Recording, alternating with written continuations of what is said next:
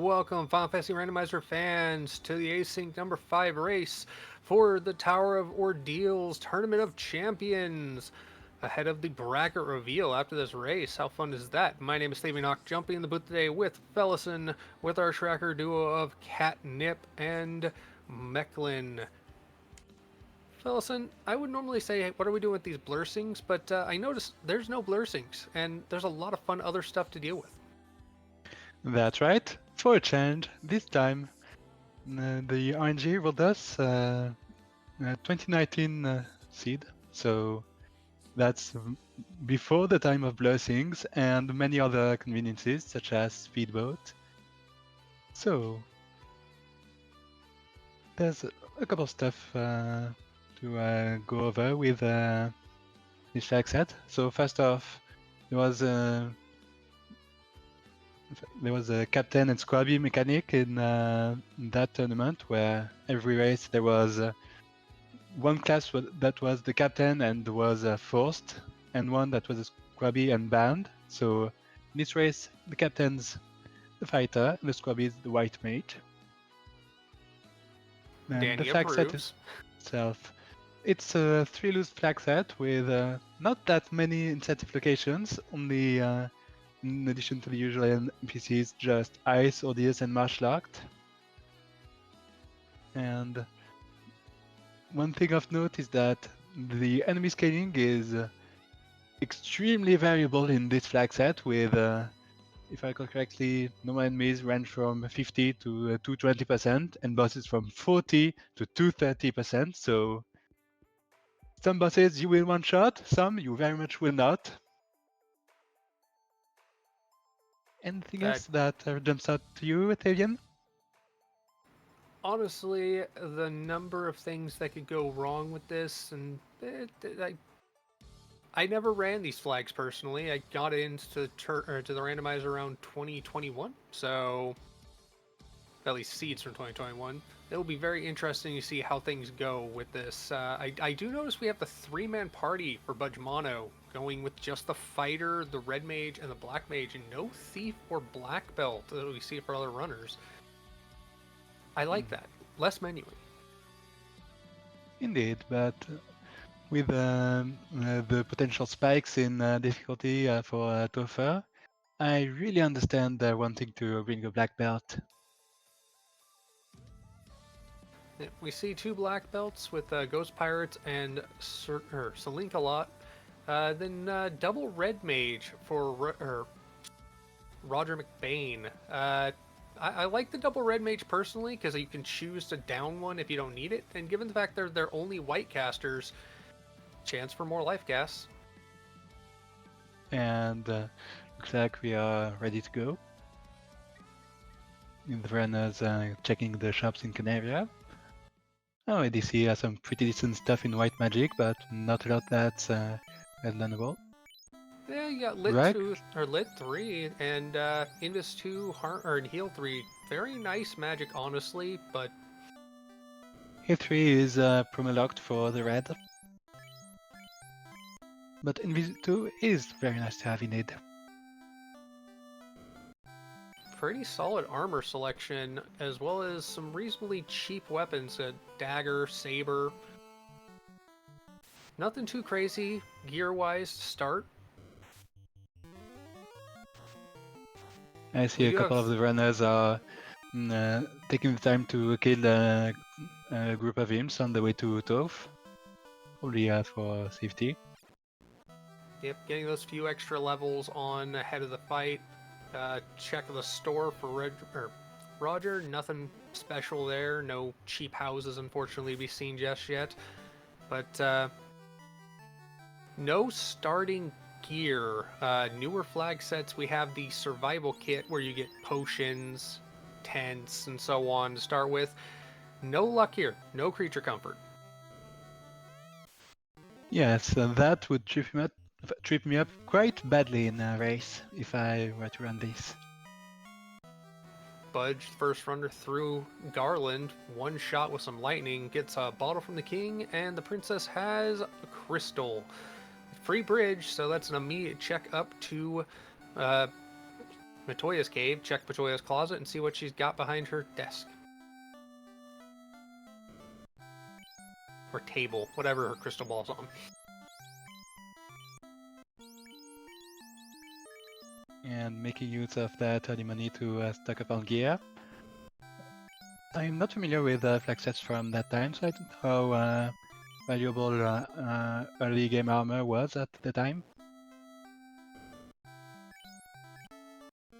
All I can say is, with this many red mages on the field, some good chainmail would not go amiss. It's pretty much the best early armor you can get for them, and then iron or chain for that fighter would be solid.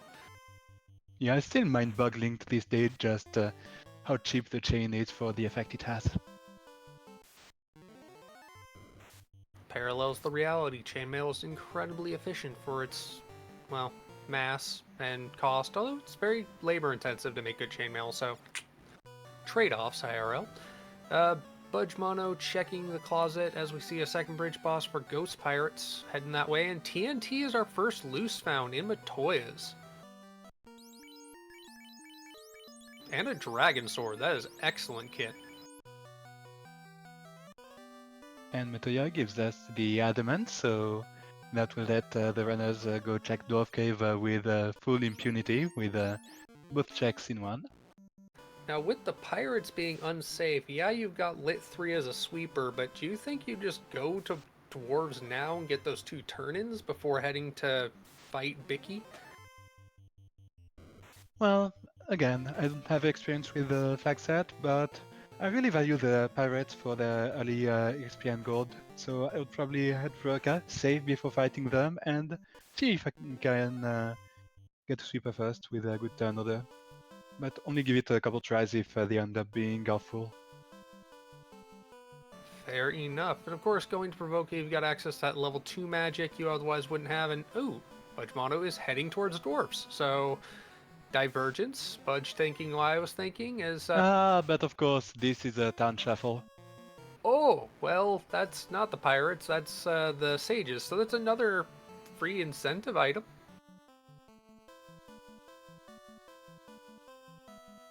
And some spells that are the complete opposite of free. Yep, there's that chainmail. 68 gold. Totally gonna buy that. Oh, right. The early sages is off. Ooh, that's an even funner thing. No creature comforts there. Probably same with Sarda, I'd assume. Some of these are on and some are off. So double checking real quick, but from what I recall, early king and early sages are off, but early Sarda and early Ordis are both on. Let me double Opal check. bracelet coming out of the first box in dwarves. That's huge to find, but I did notice a quick check at Crescent for the magic. They had Warp, Nuke, Quadex, and Ice 3 at level 6 black. Kind of painful to That's see. loaded. Herb from the smithy, and what does Naracat for us?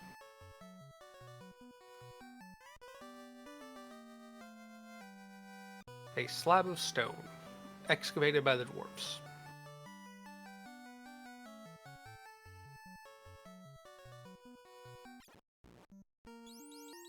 Now we don't. Do we have extended open progression on so they can just run through? Good. So that's a potentially easy turn in if Elfland is Elfland, or it could be Bicky sitting there, or it could be Elman. Well, we get the the slab translation. Is in the castle, which is not shuffled, unlike the town itself. Ah, yes. My brain was flawed. Hopefully the town is actually Gaia, because then they could pop the bottle while they're at it. Oh, and I see that one of the chests in Dwarf Cave was the incentive opal, so that's our second loose. Hey, I called it. It's Gaia. They can pop the bottle. We don't have the path, though. Another creature comfort removed, so you gotta run all the way around. Yes. Sightseeing. Look, the vanilla spot for the item shop. Had no creature comforts in the fact that houses are $3,700 or gold. That's no cheap. very low gold right now. 400 some odd gold for Budge. Nothing better for anyone else until they hit something like Marsh Cave and do some looting. The tour of Gaia continues with the sighting of everyone's favorite clinic. And the battle turns into the ruby. The pudding, as it were, for Budge. Roger McBain did check with the Elf Prince, but then reset out for some reason. Now we got 3 people checking, talking to the Prince for the Crown. Wow, that's kind of backwards French vanilla weirdness.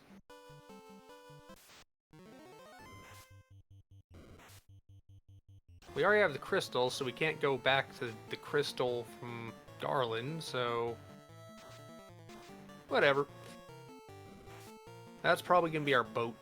Or could be our canoe, but I don't know if the boat can be out of the inner sea with these flags. I don't know when that logic was set up.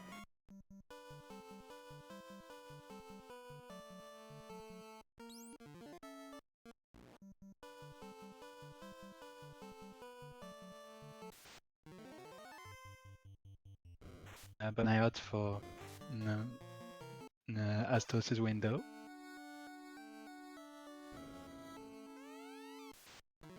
What will he have? It is the ship. Now will he immediately insta-kill the party members? No, he hits for little and then gets cut to death and shocked to finish him. Level 6 for the 3-man party and a ship acquired for Budge. And be prepared for slow boat because fast boat doesn't exist. Yay! I suspect Budge is going to fade Marsh completely. Yes, It does seem that way. Especially since Marsh Locked is an incentive location, so I can understand waiting until you actually have the key to even enter Marsh in the first place. Especially with only one loose item left. My word, it is a sight to behold. There's a reason why in the FFR bingo we've got a flag, or a tile that is slow boat from Melman to Crescent.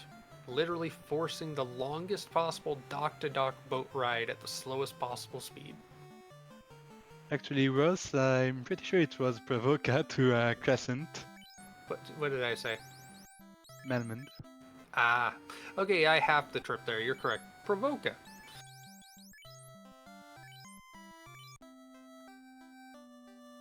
Regardless, it is pain, and we get to enjoy more FFR because it will be on our screen longer.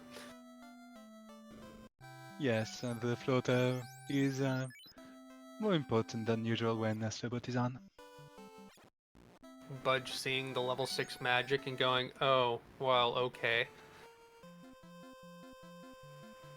As everyone else has acquired their ship, Ghost Pirate's second runner on the open seas. Not going back to Melman / Crescent is going to hit the open ocean before anyone else. Or at least try. Ooh, Sahogs have Sting. Or Stinger. That's a poisonous fun. The seas are not safe. Did Budge buy any Puros? I can't say he did. This has been a fairly poverty seed thus far.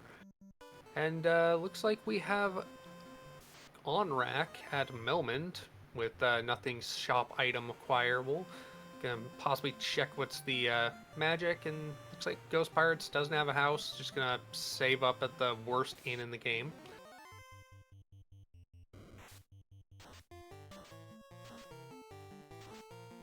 Still plenty to do on this continent though. They have the ruby, so that's access to Titan's Trove and Sarda. Right, since the other place that could be visited for progression at this point would be present location, and that's not guaranteed to have anything key item wise. We still have not seen Vicky, so if Crescent is Provoca, that is an item that can be found. Could be, I'd assume, Key or Canoe at this point, because we're out of pretty much all out of the turn-in items. And of course, we don't have any docks for access to anywhere else, so they are floater locked out of most things. So goats out of Titan's Tunnel, but to give Sada a visit. Has to deal with some bad kitties who are biting people at the knees and taking them off their feet. 2 mages down and a poisoned black belt. Because of course they're poisonous cats. And running is being troublesome enough that Roger McBain has taken over God's Pirate, and is this even randomized? Vanilla Rod. Well, the Melman Continent seems to be something that is going to be done sooner than later. So, question, at this point, would you actually risk going to Up Cave this early? I imagine it could be quite troublesome with the flag set we have, especially with without having a modern thief in the party. You know, the lack of running, that does make it harsh, but you've got a good number of incentive items in stock right now. There's a good number of chests that can be had on the dive. And there's only one other place to check, and that's Crescent at the moment. So I could see if you've got a house and maybe a few tents in your inventory, going to Marsh now, or going to Earth now and seeing what you can do. But it looks like Roger McBain is not going that route. He's going straight back to save up in... has a house and is checking for potions, I'm guessing, or cures.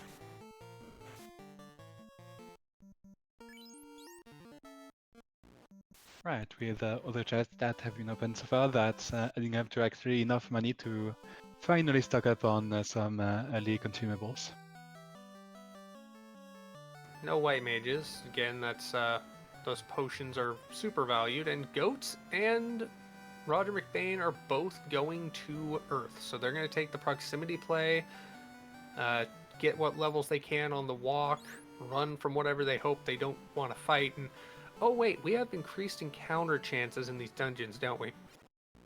Indeed. At the time, it was still standard for the encounter rates to be, if not vanilla, then very close to it. In this case, the encounter rate was decreased to 0.8x, I believe, but in dungeons, it is vanilla, with an 18 to 56 encounter rate in most dungeons. All the fun. Looks like Goats is going the fast route, not going to try and clear any chests. Meanwhile, Roger McBain is checking all of the floor 1 chests.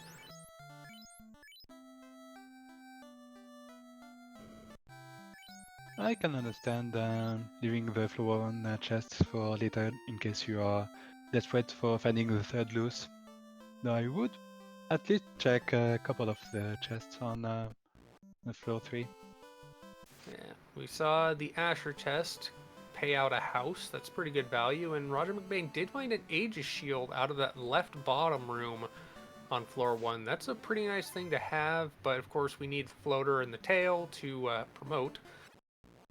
And with the black with that, belt, everyone in this race has joined up in Earth Cave. it's nice to see all the runners have more or less the same thought. We might as well do it because we're here. We've got the first spotting of the blue spot.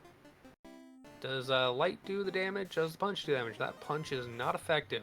But the lit 3 with 2 cast does the job. Bye-bye vampire guy. Ooh, and that's the money issues sorted out for pretty much the entire run with that chest.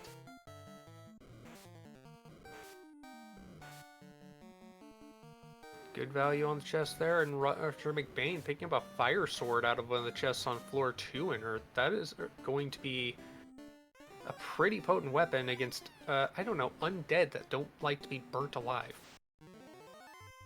Are Or you burnt trying to undead. suggest me that that the Lich fight would be short? No way. It could compound upon the potential ease at which the speed bump is leveled. Well, only one way to find out, which is paying attention as God's Pirate is approaching Lich's chamber.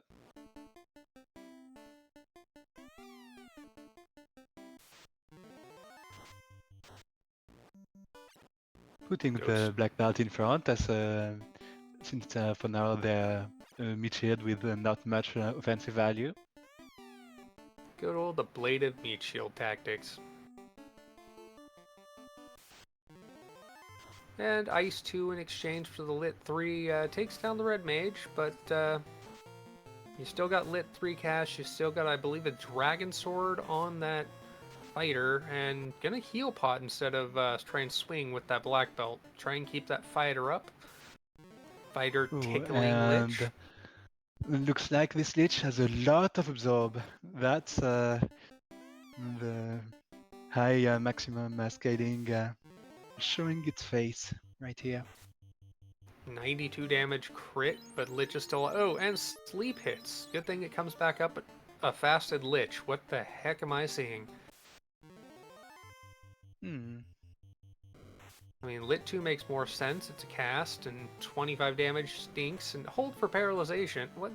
This Lich is very trolly. This is a very bumpy road, but it has been taken down, and all that experience chucked onto that fighter doesn't hurt things. Indeed.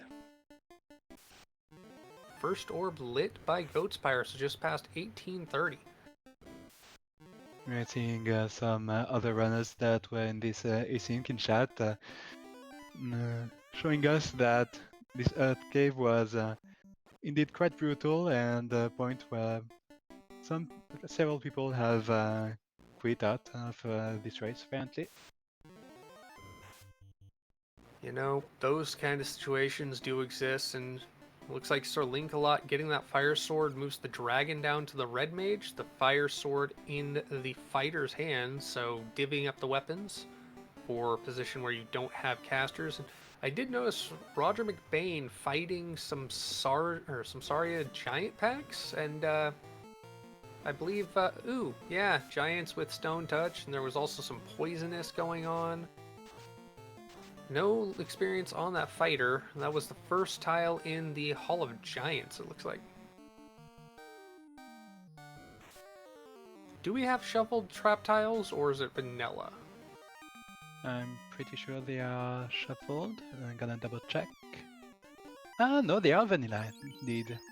Well, that would explain the Giants in the Hall of Giants, and that also means they know where the Agama and the Eye are if they want to get some sort of standing grind going, but unless you've got the black belt and you're in a position to do it, it's not likely we'll see many standing grinds.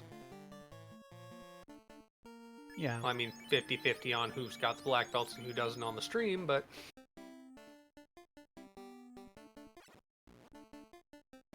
Now, your Ghost Pirates, you know Marsh is still something you haven't checked out yet. Is that where you're going?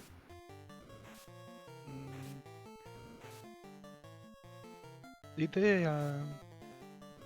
they go check the crescent location while I was double checking the flags? No, they did not. So that is another place to check. But oh, there you go. Yeah, all that money he got from that chest, he is loading up on very necessary supplies.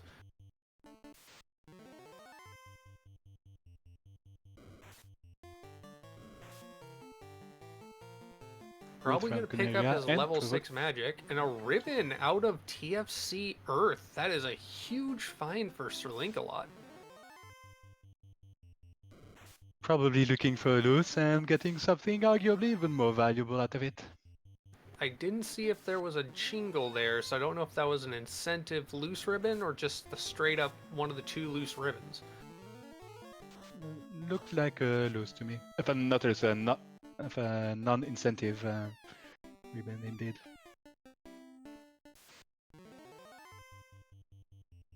Seeing that level 6 white magic evidently had Invis, Mute, Heal, and Cure 2, but new Quad X and Ice 3 being acquirable, Ghost Pirates was happy to spend the money on that. And Goat's Pirate, having killed Lich, is now trying to find the right old man. Vanilla Canoe, well, that unlocks most of the rest of the map. That isn't floater locked, of course. So, and Roger McBain also checking TFC Earth, and Sir Linkalot also checking TFC Earth. Nope, never mind, that was Lich's Closet. Well, 2 of our 4 runners checked that and got that ribbon. That could come in big.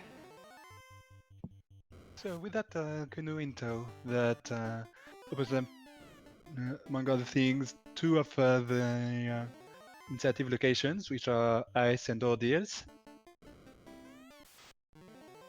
So those will probably be some of the next destinations we see from God's Pirate.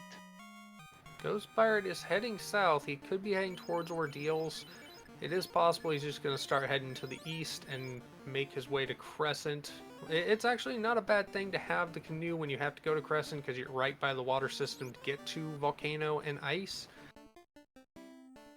But he is heading south. He is going to Ordeals first. Meanwhile, Burge is heading towards the Earth Armory, so he's linked out. Ooh, those specters and geists are very, very painful. They have cold magics and thunders and are going to do bad things to that Budge Mono party. Yeah, that is that cave for you. So, Ghost Pirate is attacking Ordeals indeed. Linkalot getting out of that same Geist encounter alive. Get your pillar choice in, chat. Ghost Pirates is on his way through the pillar maze on a split room. And, yep, there's that guy's party again. Sir Linkalot, run! Or cook them. Cook them to death. That works. Of course, the one that survived blizzard the party.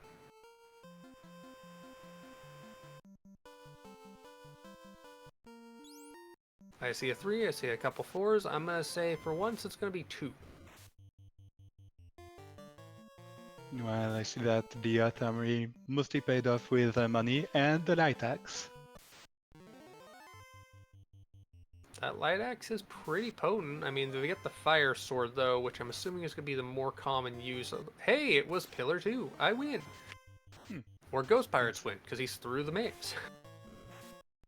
And of course, since this was before the time of improved harm on White Mage, this was a time when, even if the White Mage hadn't been banned in this specific race, the Light Axe would not have been that formidable of a casting item. Well, they are in Earth Caves, so there is quite a bit of undead, so it's still a usable caster item, but it's definitely not as powerful. And sorcerers have crack, and there goes the Red Mage and Black Mage for Ghost Pirates. This Ordeals turns out to have some pretty dangerous encounters. And Cremate. Ah yes, these sorcerers are trying to be a match for their vanilla counterparts. Was that poison touch or a spell that caused poison on that black belt? I didn't catch that. I just saw pain. Is death a cure for poison? Because that's what I just saw. Ghost Pirates gets away with 1 fighter up though. That's big. Still has to deal. Ooh, the defense sword. That is a huge get. Not a usable weapon just yet, but that is an evasion stack on a stick. A metal sharp stick. Not to be confused with the Rue stick. That is a stick. That also casts it. Meanwhile, Light Axe getting used by Sir Linkalot on Lich. Actually, the Rue stick was just the power staff at the time and had no effect whatsoever. Oh, well, unfortunate. But Goats does find the key in Ordeals. The question is, does he get away with... No. No, he does not get away with a solo attack on the zombie D's blocking the exit, but at least he now knows the Pillar Maze as Linkalot gets the kill on Lich and is out, and I just noticed Budge Mono went to Marsh, and I kind of like this play, trying to find some more gear, possibly get some more levels if he finds an encounter he can take. Yeah, I can understand growing a bit desperate after seeing what this Earth Cave has in store. Goat's gonna have the key, gonna be able to go to Crescent or Canaria Castle, get the incentive item out of Canaria Locked if that is enabled, and get access to the Dwarf Armory. He's gonna find a lot of potentially good gear available to him.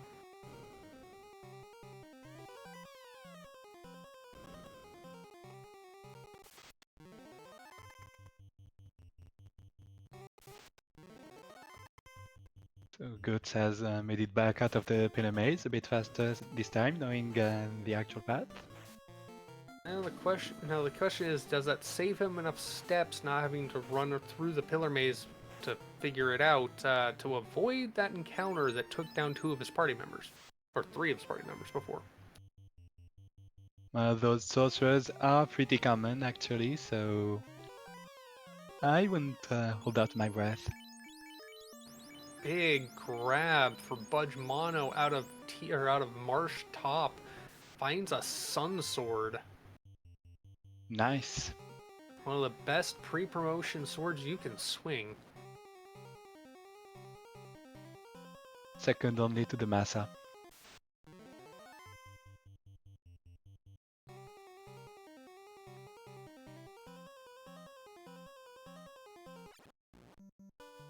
So we see Goats Pirate treating the zombie Ds as an actual boss, putting some defense stacks on the fighter. Yep, already getting the roost stacks out because he knows the pain that they can dish out. It doesn't look like they're casting anything, but they still hit pretty dang hard. Invis 2 casts come out even just to keep the party healthy. Speaking of boss, Roger McBain is now on an attempt at fighting Lich, using light axe on the red mage and just swinging with the fighter. 75 damage with that fire sword does a lot, but the red mage goes down. Lich still alive, sadly, but that fighter has a good amount of experience on him. He's already at almost 200 or 260 plus hit points. There you go, and there's more experience on him for Roger McBain. Orb lit. And on his way out as Budge Mono... Now, where does Ghost Pirates go at this point? You got the key. You assume he's going to Canaria Castle and then possibly Marsh. Actually, he's got the canoe, so I doubt he'd go Marsh. He just can fade it this entire time. Well, Canaria Castle is not an instinctive location, so it's just 6 attempts at finding the third loose.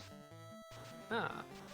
Which might end up being a bit like a needle in a haystack without hint givers.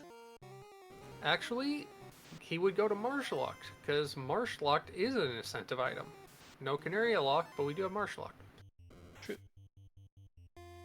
Goat's going to Northwest Castle to check out what the 3 chests have in here. Close proximity to the dwarf check. Encounters their images. Probably didn't want to do that, but it was straight in. Finds the dragon armor. That's huge because that's an Aegis shield, a dragon armor, and the loose floater. Cha-ching, cha-ching for Goats. That will speed things up immensely, both for overall traversal and, of course, finally having your conscience free of having to look for those items. Goat's immediately taking to the sea and heading east to the Ryukun Desert. Or is he taking the south? No, he's going east. It's like, why would you go southwest? This very weird planar existence that they're in, a world that doesn't adhere to the concepts of a spherical plane. This entire world exists in a timey-wimey physical oddity. The Earth is a donut. A toroid? Interesting. Well, yes, but do we really need to use the technical terms? Well, 31 minutes in the air. Goats checking Crescent. Finds Lefane. We have not found Moman, but we do have the slab, and there is definitely no superstore yet. I don't even know if we have the hospital and inn enabled. Roger McBain is making good use of all the money that's been accrued so far to load up that black mage on that level 6 magic. And Goat's going straight to Gaia's location, going to Melman, getting the slab translated, back to Crescent and get what those sages have. Meanwhile, he's going to check and find nothing special in the armor and might just ditch some swords if he needs the gold. He has plenty of things to sell. Life 2 found. It is promo locked, I believe. I don't know if the red mage would be able to find it, and the fighter can definitely not get that post-promotion. So that means that the two remaining towns of Andrak and Lefane will be Provoca and Elfland, so one necessary for progression, one that is not, but does have 2 levels of magic. So it's probably worth checking both, even despite the long walk for Lefane. There's the tail. Promotion is available, but Mono, I doubt, is going to care about the black belt move at this point. He's got good swords, good gear for that fighter. Doesn't care about what's at level 8. He is going to go straight to the Cardia Isles. He can check some boxes if he wants, although he has cleared out all the the loose at this point. Oh, he is actually going to Lefane to check out, probably find Bicky.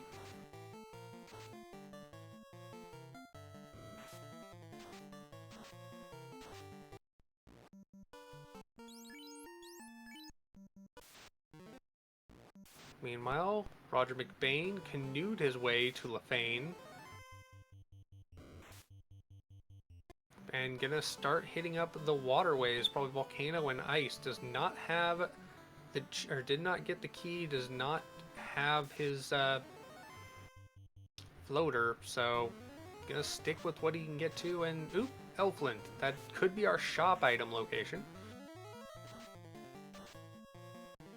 And of course, as I've gone over, especially with the Superstore not existing, the only place where I can get level 3 and 4 magic, so probably a nice boost to the mage's abilities. Oh yeah, Indeed, fast. that's fast in level 3. Learnable by the black and the red mages. That's 2 fast casters to have, which, regardless of what your primary melee is, doubling the damage is huge. And Fade, learnable by the red mage. That is a nuke alternative at a much lower level. Floater for Sir Link-a-Lot. That is a huge get, having been through ordeals. Going to be able to follow in Goat Spirit's footsteps and get into the sky.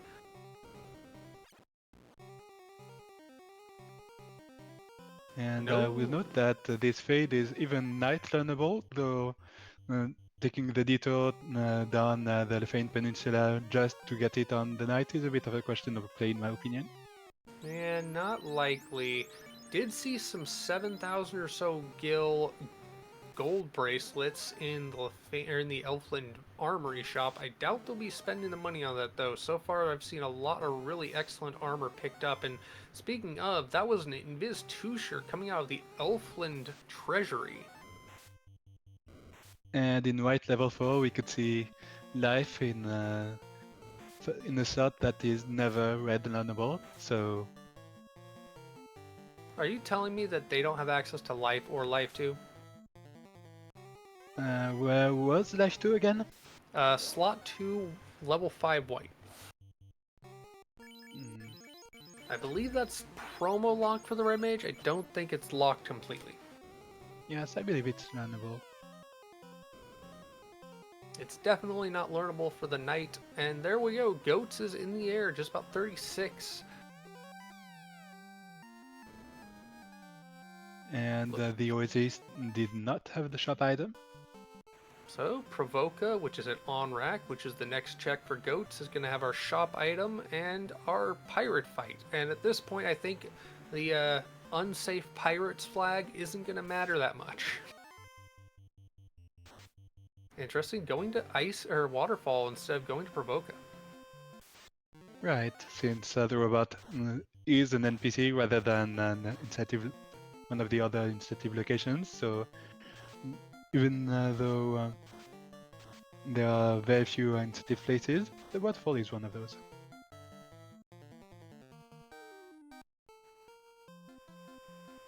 As far as incentive locations, Roger McBain in the Inner Sea, in the river system, in Ice Cave. Gonna give our first look at what's in that loop. Now, it looks like Budge Mono might be heading that way too if he heads further north. And Ribbon. There's an incentive ribbon coming out of the robot. And a very cooperative robot that was willing to give that item without even crossing the trap tile. Though I Ghost do Pirate like is this. still gonna check out the chests. So Yeah, and I do like this fight for Ghost Pirates. Especially when you see 5 Whiz Mummies. That's a lot of relatively easy to kill with your Phage, your Fires, and your Lits for a huge chunk of experience. True.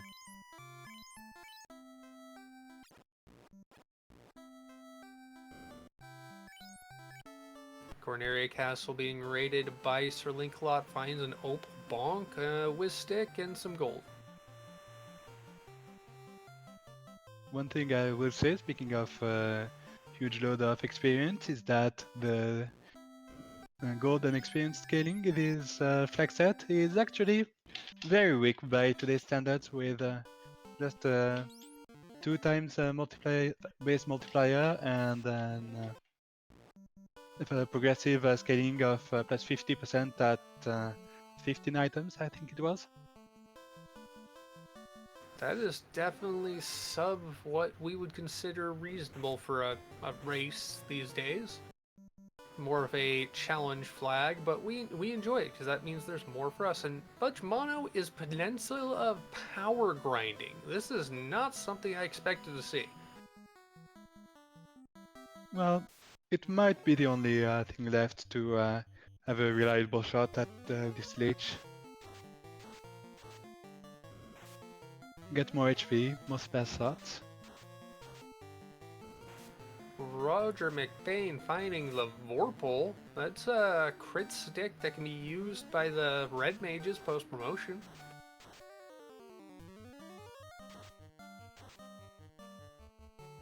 Obviously with no blur-sings to balance out the Vorpal's poor otherwise stat lines beyond its crit chance.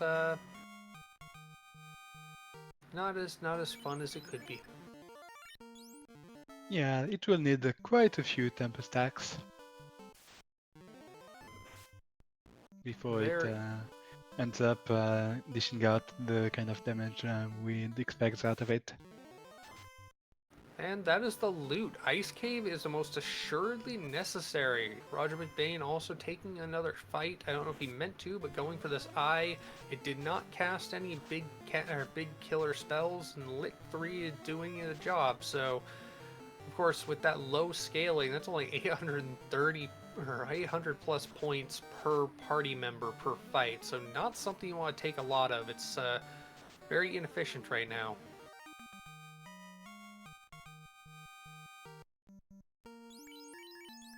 Especially since that was a rather tanky eye, taking 3 casts of Lit 3 to even go down in the first place. Got to conserve some for making your way out of there alive. Yep, Sir Linkalot checking and finding Oxyale at Marsh Bottom. Whether that Oxyale gates something important, we shall see. Well, I'm silly. Oxyale gates something important because we gotta get the orb kill, or the kill on the Kraken. So that's something important. Right. And interesting, Goats going for the 2-man only brings up the Black Mage for the sweeper. I'm guessing he's going to start focusing power onto the Black Belt. will this pan out? Poisonous Pirates, they've put something on those blades, and Lit 3 doing the job sweeping it, so 9 pirates down, experience on 2 party members.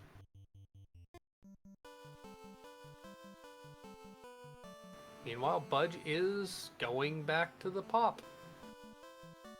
This is a very interesting thing. I like it. We don't normally see it in a flag that's actually been relatively wide open.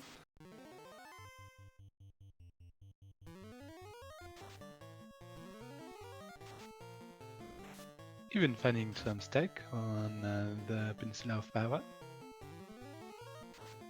Now, I did not catch if the item in the shop at Provoca, which is at On Rack, was,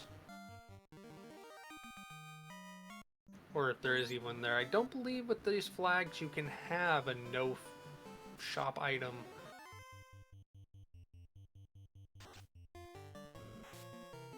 Chat saying it's the cube. Yes. Thank you. So that leaves a Ghost Pirate with only the Oxiel and the loot to find, and we know where both of these are. Della, thank you as our tracker, Catnip, chiming in chat. Thank you. Definitely. Cure 4 and Wall in white level 2. That's very big to see. Cure 4 doing a lot, and Temper, very, very big to see.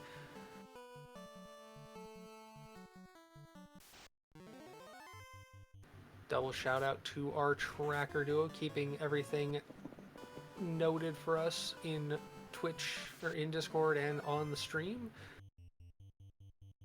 And we've got interesting time. We've got 2 people going into Volcano. Sir Linkalot going Volcano before Ice.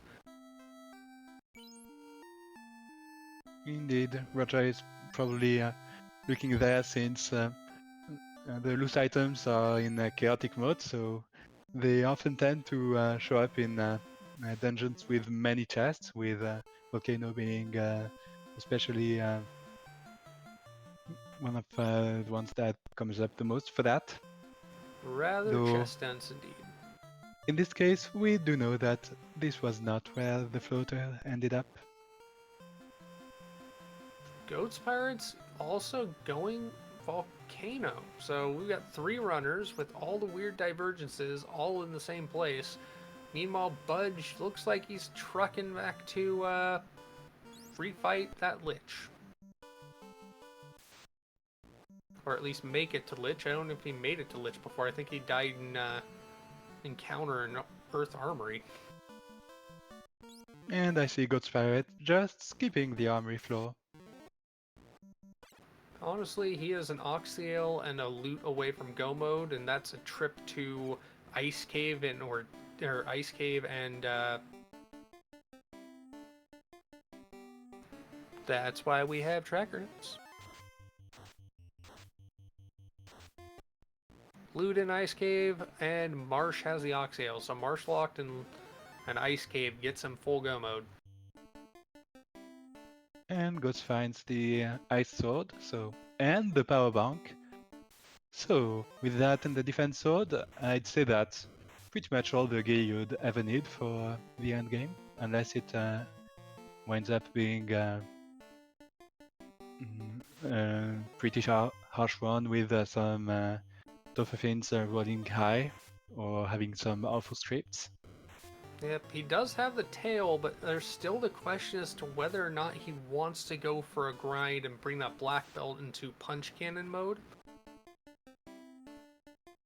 If he takes a few fights with these Agamas just to test the waters and finds them to be kind of thin, I could see him do a burn on the flat. In fact, he hasn't done anything to heal up those mages. I think he's trying to down the mages.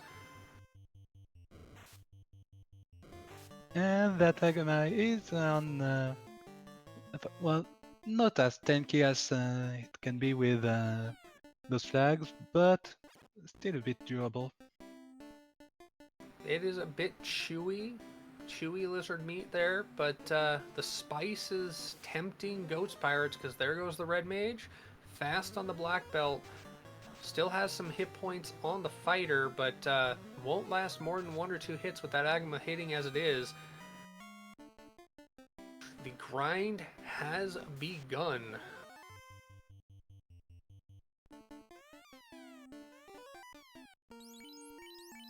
There goes the fast cast. The Black Mage is down. It is down to punch and fight, and there's no more doubling of the damage output on that Black Belt. Looks like Goats is going to put a few potions on both of his party members. Wants that Ablative Meat Shield fighter to stay alive at least a few hits. 4 hits for 107. That's going to get through. I believe he's got an Opal Bracelet on that Black Belt, so it's got a lot of absorb going for it. Nice, and this argument doesn't look like it has a script, so that will be a pretty safe grind. Yep, Opal Bracelet and the Power Bonk's in there if he ever wants to use it.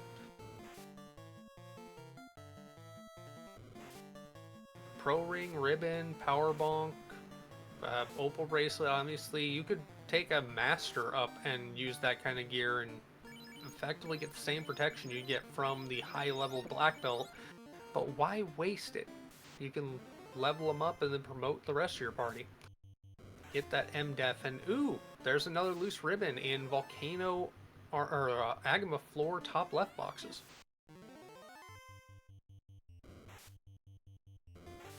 Well, Goats is probably not gonna get that since they've stopped carrying that much. Ooh, and the X-Car! Huge find. The potentially best promotion-equipped fighter sword.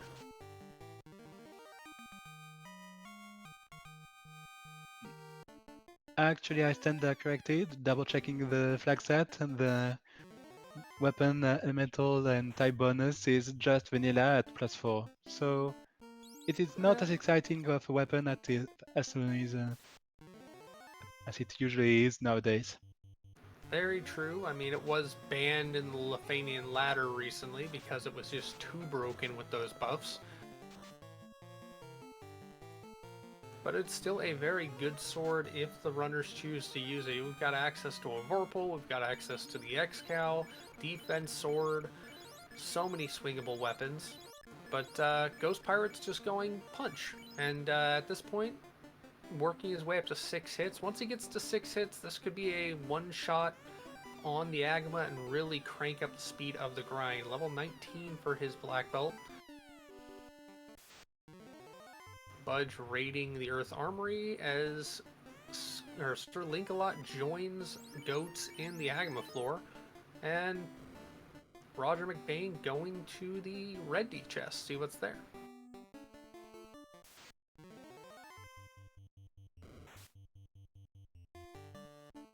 Deciding to run from the Red D, it usually hits hard and has quite a bit of engagement, and 256, an 8-bit value, not worth knowing.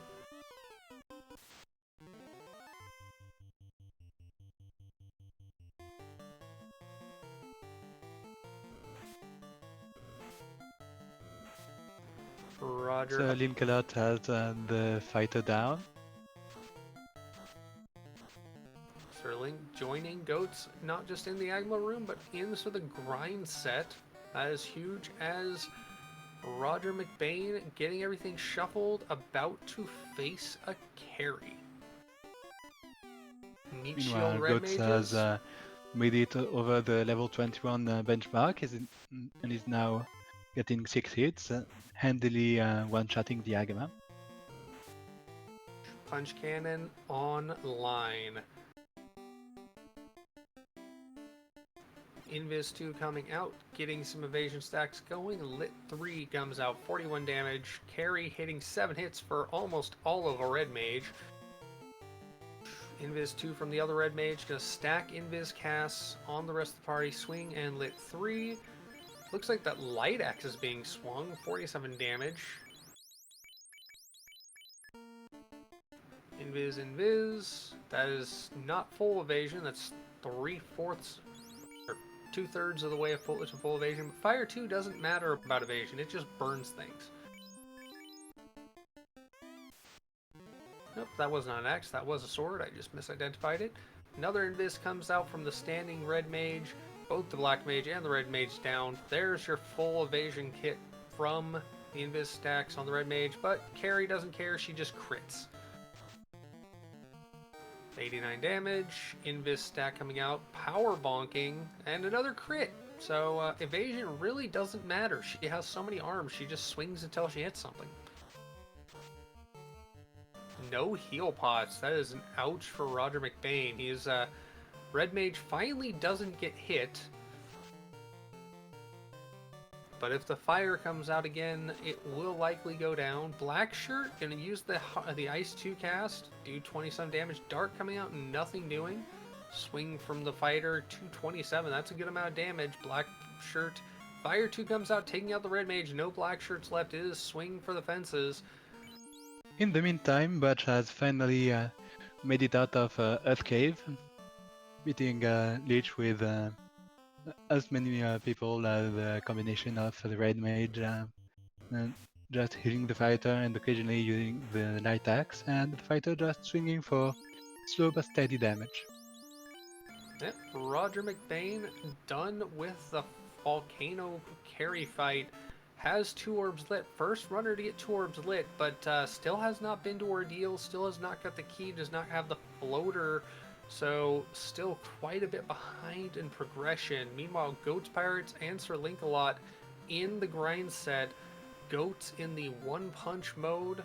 I do not know if Sir Link-a-Lot has reached that point. He's been taking fights and not downing his party. He just keeps that black belt up front with secondary fighters, so that's cutting into his experience gain.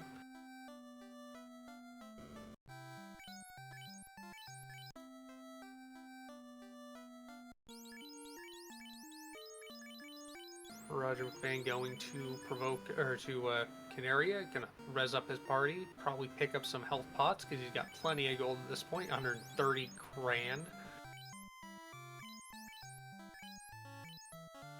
It's another thing that Goats and Sir Link-a-Lot will not have an issue with for the rest of the game. This grind is going to set them for all the gold they will ever need.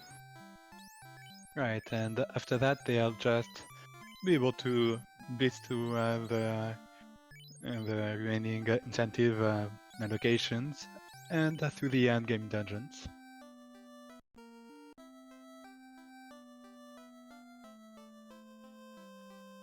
You know, some people might think that the Black Belt was the original One Punch Man, but no. He's totally fisted the North Star. He's not actually applying force with all of his fists, he's just poking them and they explode.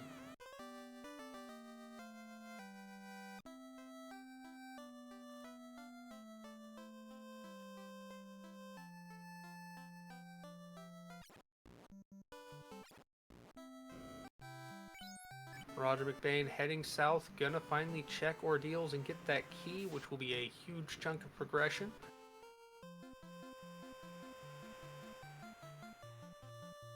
As Goats is done with the grind set and is on his way to fight a carry. What level was that on the black belt?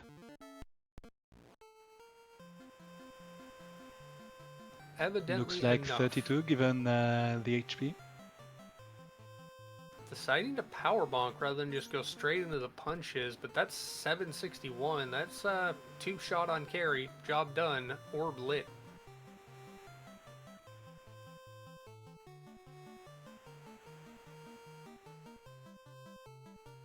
With the chime and the cube in hand, I could see him rezzing up the... Oh, aha, no clinic. I could see him going straight into the Sky Palace to fight a Tia, and potentially a Warmech. Oh, no clinic there, that's Melman. Does he fly to Provoca that's in Lefane, or does he fly to Provoca that's actually Crescent? I mean, he has some options, or he can just solo his way through all of Sky Palace, because why not? Oh, Steak and Wings on the way. Don't mind if I do, says Goats Pirates.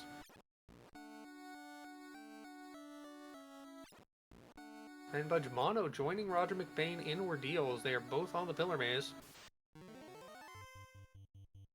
Goats ending up just turning back on that decision, understandable since Even a black belt of that level is pretty vulnerable to just any sort of insta-kill or status. Yep. Now the question is, does Goats remember that he shuffled his gear around? Because his armor equipment has stacked on that black belt pretty disproportionately to the rest of his party's needs to survive.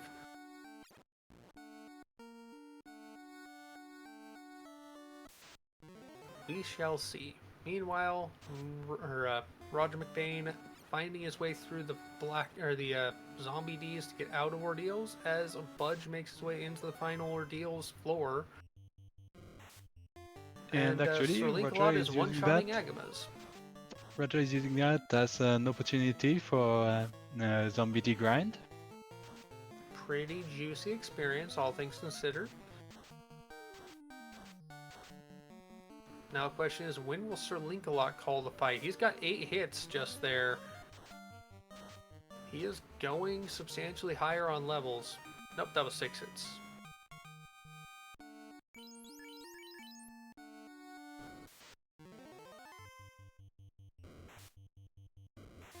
I'm so used to seeing like a level after every other Agma fight, but the gain and experience level 28. Okay, not nearly high enough to call it, but he's making his way there. He's getting close to. Well, he's grinding. Roger McBain out of ordeals, realizing that if you go left out of ordeals every single time, you'll go back into ordeals. It's a rather annoying mapping and whatever you call it, rather annoying tweak or issue with the map. And Budge is also right at the end of all this. So trailing behind Roger by just lacking the loot from Ice. Yep, and then the question is, when will they go to Northwest Castle? Because that's where the loose floater is, and that's where the rest of their progression comes unlocked. Yeah, and that's a pretty easy place to forget. It's only 3 chests. And of course, they have to go to Marsh Bottom now. They have the key, or they have the key, because Marsh Locked is required. Yep, there you go, Northwest Castle. Roger McBain gonna pick up the floater, as Bajmano is gonna pick up the white shirt. So free Bizcast. Meanwhile, God's Pirate is making use of the encounters in Sky to maybe round up the levels of the mages a little bit. Yep, those metal slime packs proving very vulnerable to fade, and if you've got any sort of fire spells. The good old run, fight, run, run. As I like to say, a black belt has a weird quirk of their anatomy. They run with their fists. Well, I mean, the whole concept of the black belt is to be so chunky that everything runs away from it. Oh, nachos are poisonous. Good to know. I'll go with pizza tonight.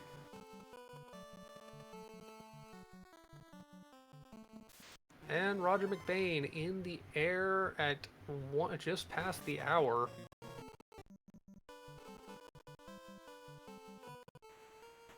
Kind of shocked Roger isn't heading straight into the inner sea going to ice, but gonna pick up that white shirt. Gonna be happy to stop and find that. Now, how do you think Goats handles Tia? Just straight punches or some punch swords? Probably stacking a couple tempers from the mages just to make it go that little bit faster.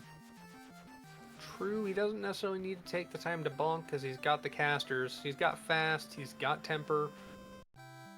And Roger McBain actually checking Cardia Isles.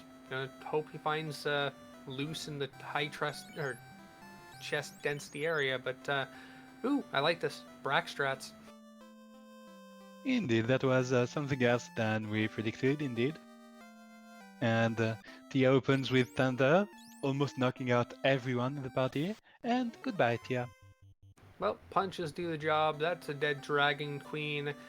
The Sky Palace has been cleaned, and all we need is find that Oxyale for Goats Pirates. That would be Marsh. So Marsh and Ice is his go mode.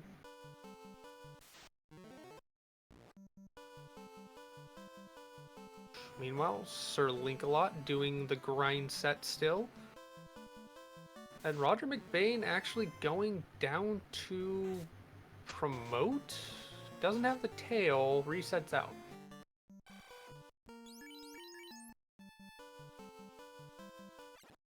That tail was the slab turn in, so now that he's got the floater, he can go to Gaia, get the slab translated, and get that turned in, but has not done that just yet. So Linkalot has finished the grind and is headed to give a carry a good little punch or two. Or 8. Carrie tries to slap back with her many arms and swords, but doesn't get it done. Punches win out, and there is the fire orb lit for Sir Linkalot.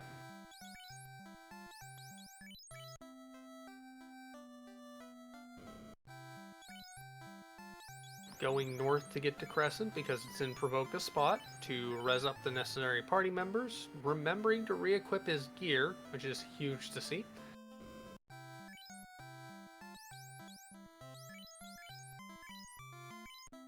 I find it interesting, Roger McBain is actually looting everything here in Marsh Bottom, not just going for the incentive item.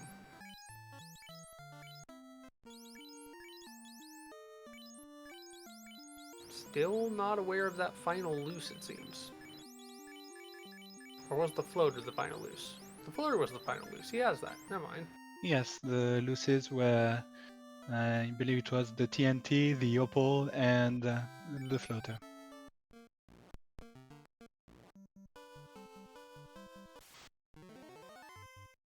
Finding a Thor hammer, just because why not have a big hammer that shoots lightning?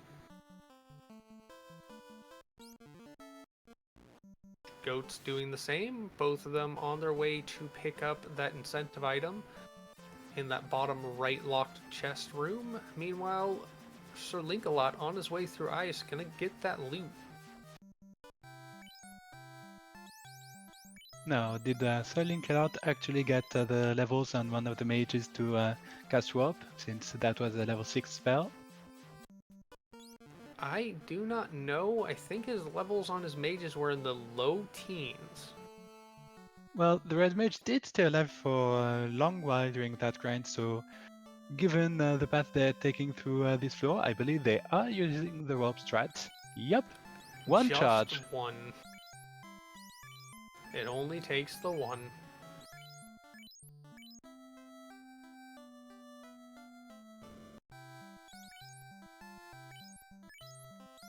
Link heads out, gonna walk it all the way back out because he doesn't have access to more warp or extra charges. Meanwhile, Goats gets the Oxy, Roger McBain gets the Oxy.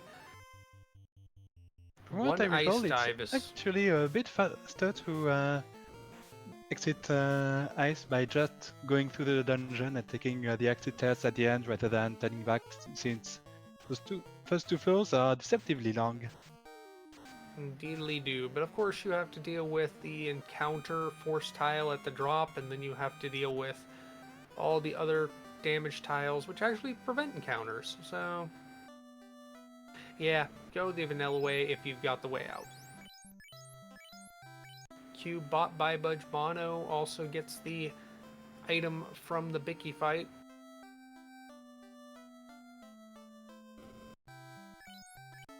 Cube and Chime in the same place, just like the TNT and Adamant were.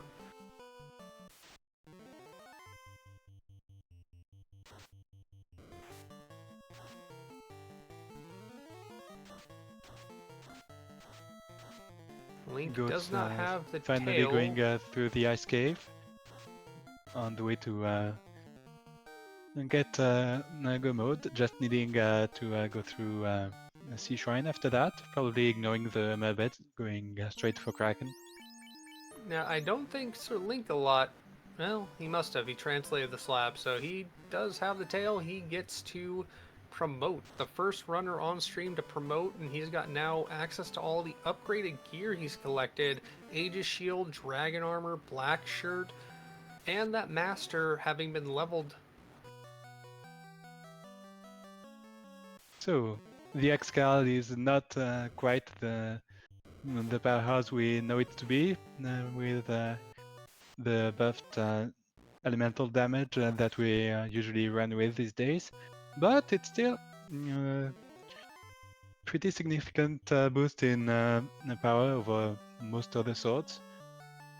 It's quite about halfway exceptional. between.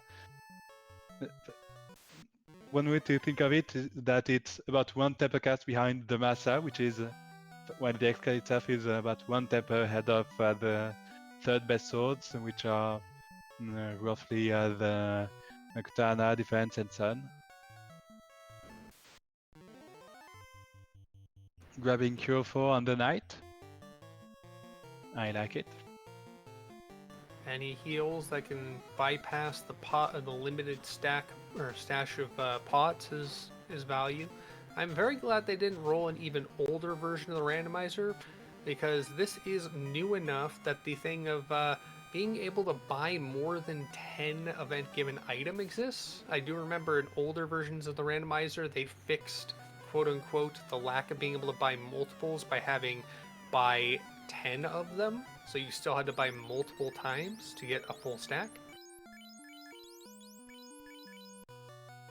The days of vanilla playing, going buy, infinitum. Yes, the part where I usually tab out when I watch vanilla speedruns.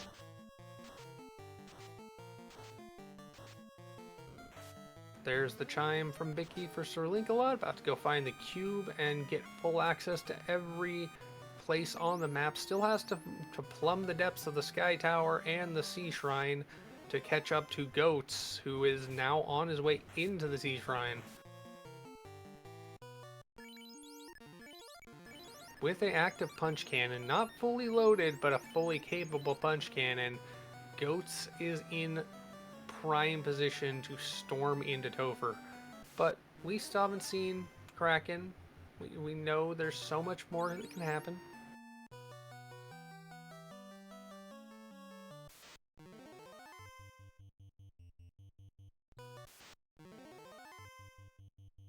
Now I see Sir Linkalot taking a hard reset in the desert, but not using that to check the encounters. Or maybe, no, just burning encounters before heading into Sky. I think it would have been a play to just see if there's some 2x encounters in case second grind is needed, with 32 not being enough for Topher. Very true, but at this point, you're over an hour in. You've got a semi-functioning punch cannon and a promoted knight in your party. You really just want to be in go mode, because you can assume your if you've had this much stress, this much trouble, you're either right behind or right in front of any other opponents. And of course, with the black belt, with the long grind because of the low experience boosts, a party not running a black belt like Budge Monos could definitely have pulled it out. It's just Budge had a lot of trouble getting through that initial Earth dive.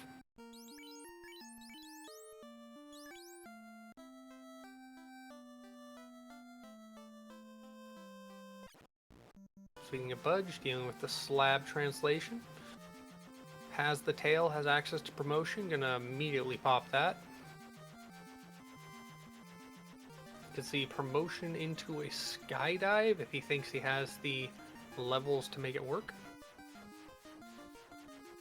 Roger is that actually checking to flood, so maybe they must have missed the opal bracelet and be on the lookout for a potential key item from Loose, not knowing that it was not progression. He also hasn't found the shop item just yet, so Once he gets that shop item, he will have the cube and chime. He will end up finding the tail potentially, because that's just the slab turn in, so... Meanwhile, Bano has promoted at about 111.20. Extreme value, given his party doesn't have a punch cannon. He wants as much good gear on that knight as possible to keep it survivable.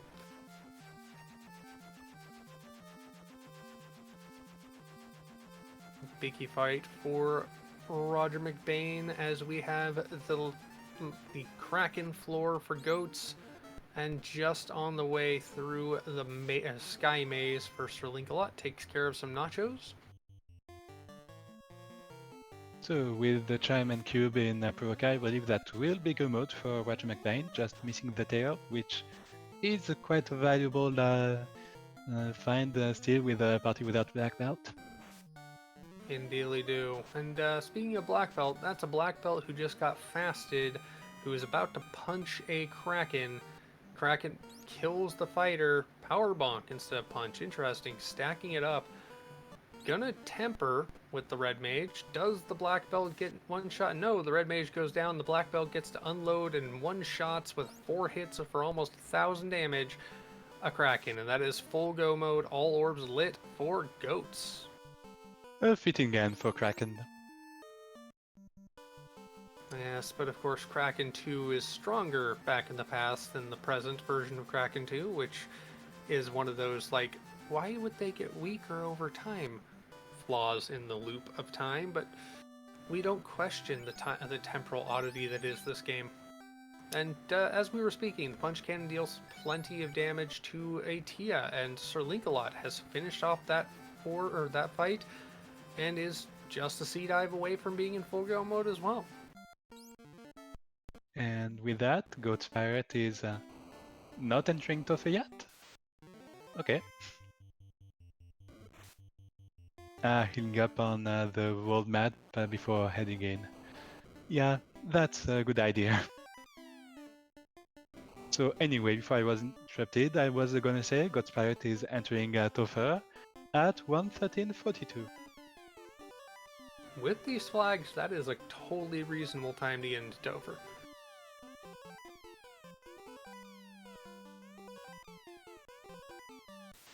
So Very interesting it's a to long see. Topher with a high encounter rate, so it will be a fairly long dive by today's standards.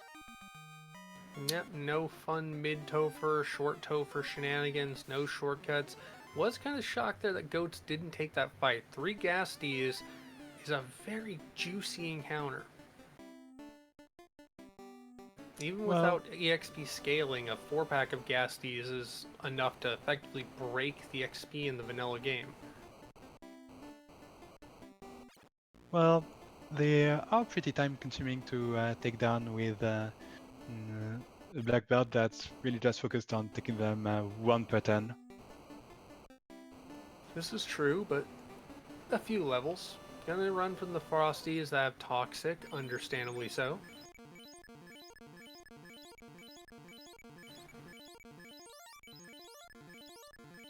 And In the meantime, I see Linkalot is...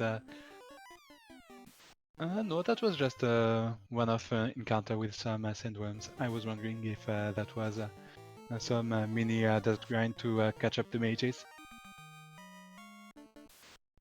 Nope, just a chance encounter. But Sir Linkalot now on his way to Onrak at Melmond to sea dive himself down and punch a Kraken. That was Blaze Worm on God's Pirate's screen. Cute. Almost taking down the Black Mage. Spicy.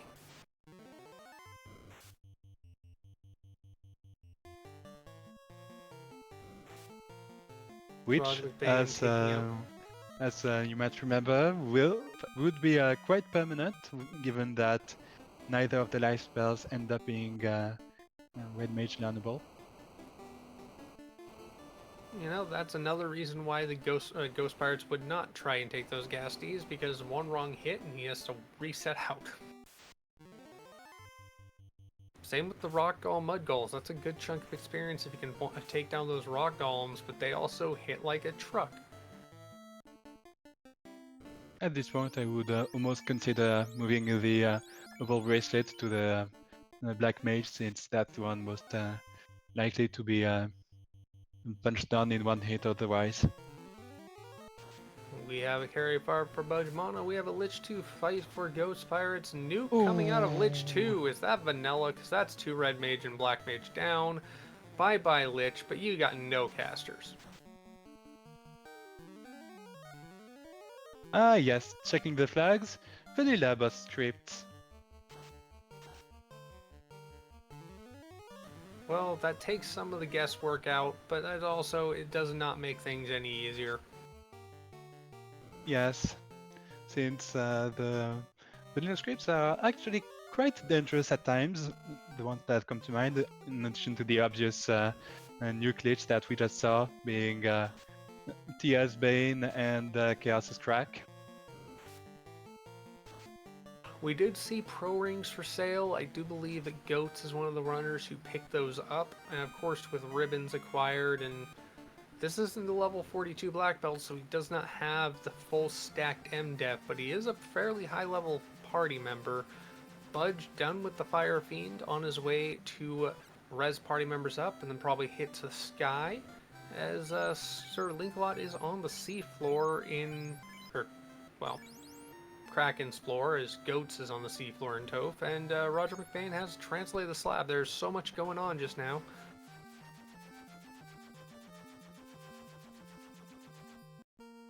No free located Masa in that floor like we've had with the mid-Topher from the races earlier this month.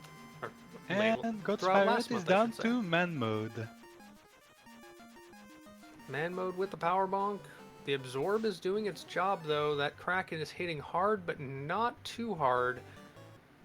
600 damage comes out, then another 360. This is also a fairly absorbent Kraken. Defense sort out. Gonna try evasion stacks. Honestly, at this point, I would have just continued punching because this Kraken has more than enough power to 1 or 2 tap that black belt now. 7 hits for over 1,000. That gets the job done, but that's a lot of potions needing to be used. Definitely gonna do that before he does any sort of stepping.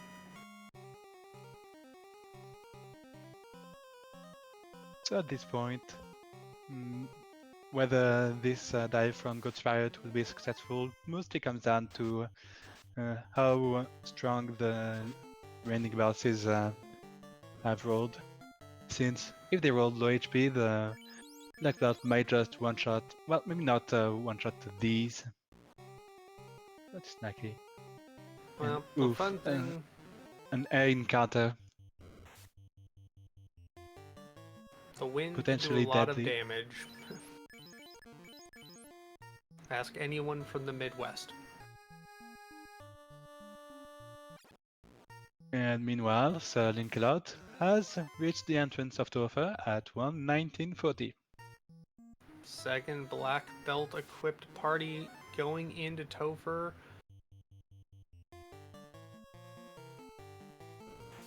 Also passing up the gas Ds. Looks like the evasion stack's doing their job. That black belt not taking any more hits from those airs. This is a 6-pack of airs that's going all on one party member. That's 1,500 experience. That definitely could help, but that's another huge stack of potions. Only got 30, and he's counting them down potions to keep that black mage alive, or that black belt alive. How crazy will this Tia be with the vanilla script? Now, of course, this is a scaled Tia. The scripts are vanilla, but this could be a 200%, or was it 220? 230 even. All of the better. And that Bane doesn't land. There was a small chance at the levels the Black Belt was at. Only 4 hits with that attack. That is a fairly evasive dragon. 2 hits. This is a slippery dragon lady. But she takes the final hit and goes down. Goats is through Tia 2 and on to the Chaos fight, as Roger McBain is going towards Sky and Budgemano is on the Bridge of Destiny to fight Tia 1 already. This is This is some hard catch up to do, but this could happen if Chaos is very, very bad.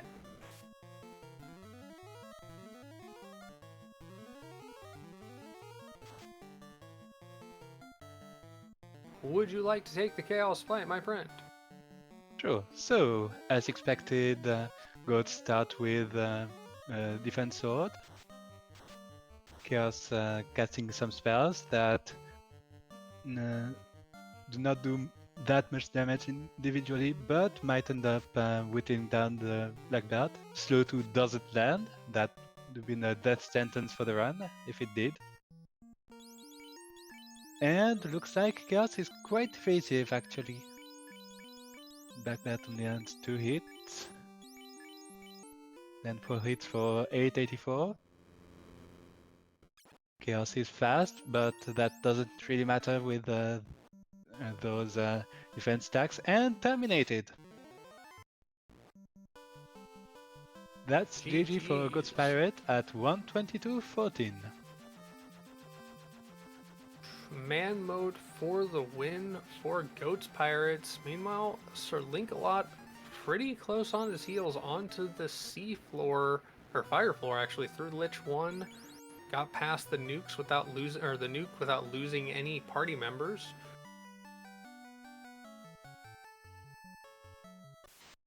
Roger McBain go ahead and getting all the magic on his party after promoting, as Budge is on his way through to pick up the loot out of ice.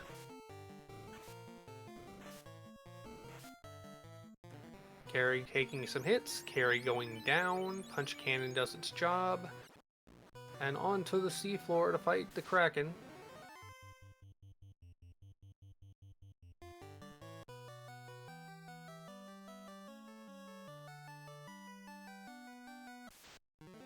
Roger McBain landing at the desert, going to find himself a sky palace with a dragon queen up top. See if he can get through that, get his third to last orb lit, as he does some equipment shuffling, choosing whether he wants to run the Excal or the Vorpal or the defense sword. Goes with the Excal, goes with the Sun Sword for the Red Mage, and the Ice Sword. Puts on the Dragon Armor, has an Aegis Shield he can shift out instead of that Ice Shield if he notices that. And also can put that black shirt on as a equipable piece of gear. Goes with the Pro Ring instead of the Aegis Shield. Instant death protection along with the ribbon. Really wants to keep that black or that fighter knight alive. Meanwhile, Sir Link-a-Lot getting that white shirt to use, gets those free invis casts. Gonna temper, gonna lock. Has multiple casters up, so can actually do some things to make this fight a little less stressful. Whereas Goats was in man mode by the end. But there you go, 15 hits for critical as all get out damage, or lethal at least. Evil Men with Blaze. That's a little more than ticklish at this point. There goes the Black Mage with no life cast coming up. That's one less caster available. And a 4-pack of Rock Gulls. Rock Gull Smash.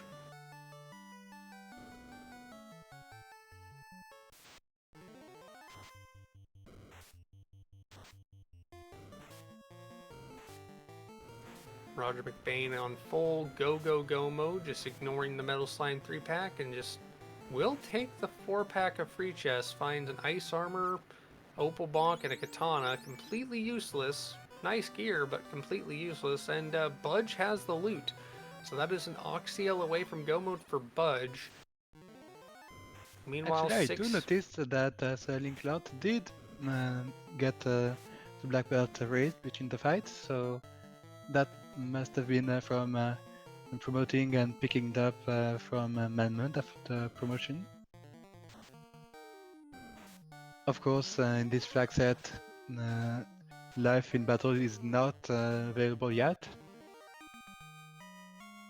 so it only helps between fights, but it does result in having more party members available, probably making the Chaos fight a lot smoother. See fast on the black belt and the white shirt from the knight. And the miss. crack doesn't take anyone down. That's fortunate. White shirt, swing, and some tempers, I think. Lock cast. Right. Utility that goats definitely wish he had, because this chaos was a bit evasive.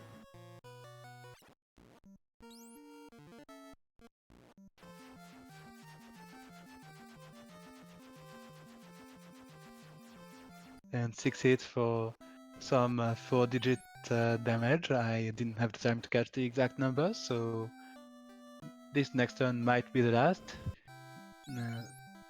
Think about going all out using a fade on the white casters, and yes, that's just enough to finish off chaos at 126.55.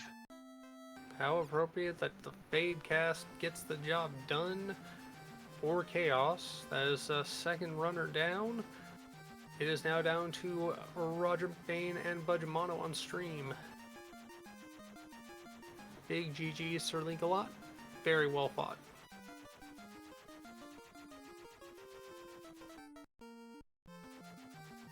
Roger down with the fight against the Sky Queen. Only has that Oxyale check at Melmond, which is on rack, to kill the Kraken and make his way to Toph. Meanwhile, Budgemano into Marshlock to finally get to find that Oxyale. Relatively good proximity to go to Melmond from here to get into Onrak, to get into the Sea Shrine.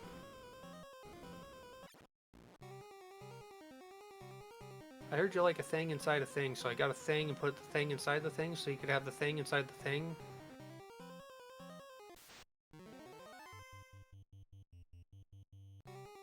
I think that was correct. And thank you to our restreamer Jay Scheidel for giving us some cleaner view and bigger screens. We've switched to the 2-man for the rest of this race, so we get a better look at what's going on. Not out of sight, out of mind for our previous runners. They are definitely the victor, but this gives us a better look.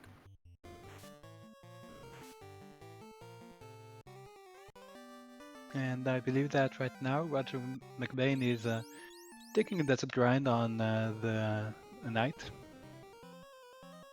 Doesn't have Hitting the black the belt. hard-hitting enemies from the place. Slowly take care of the 3 mages. Taking the awful of the black mage.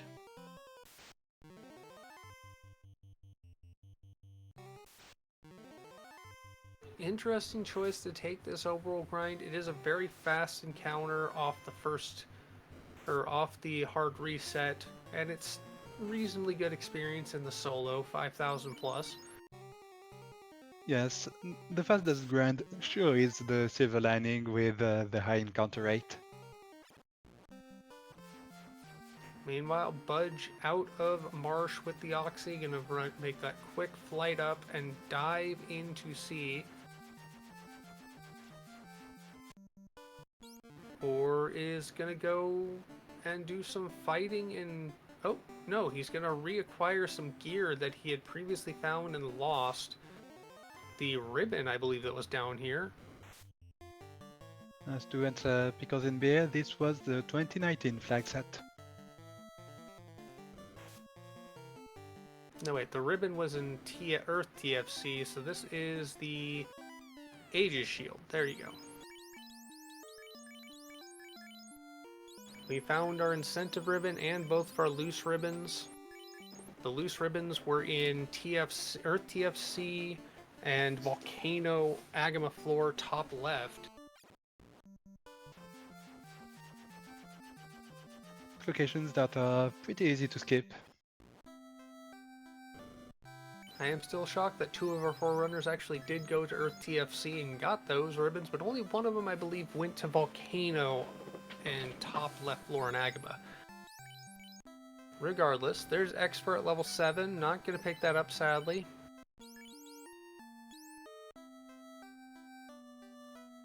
It's fun to see Expert strats, but this is a bit more serious.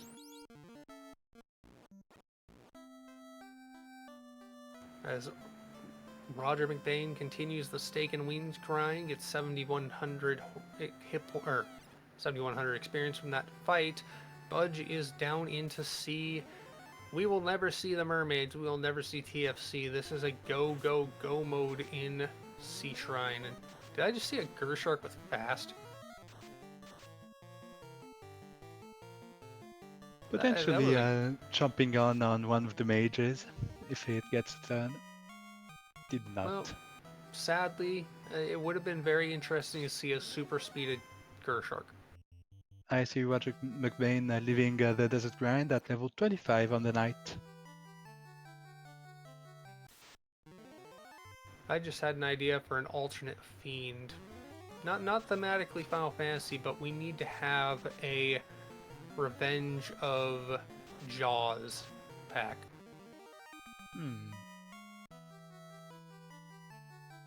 With Megalodon as the final fiend and some Jaws to back it up.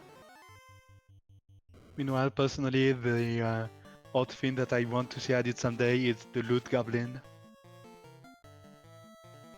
That would be amazing.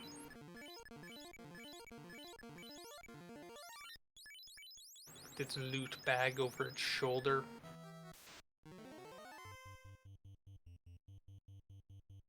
It would only attack with caster iron spells. Because it dug all the caster items out.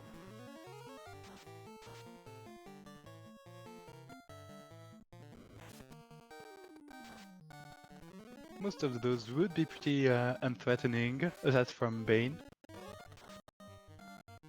Though Invis 2 would be a bit obnoxious.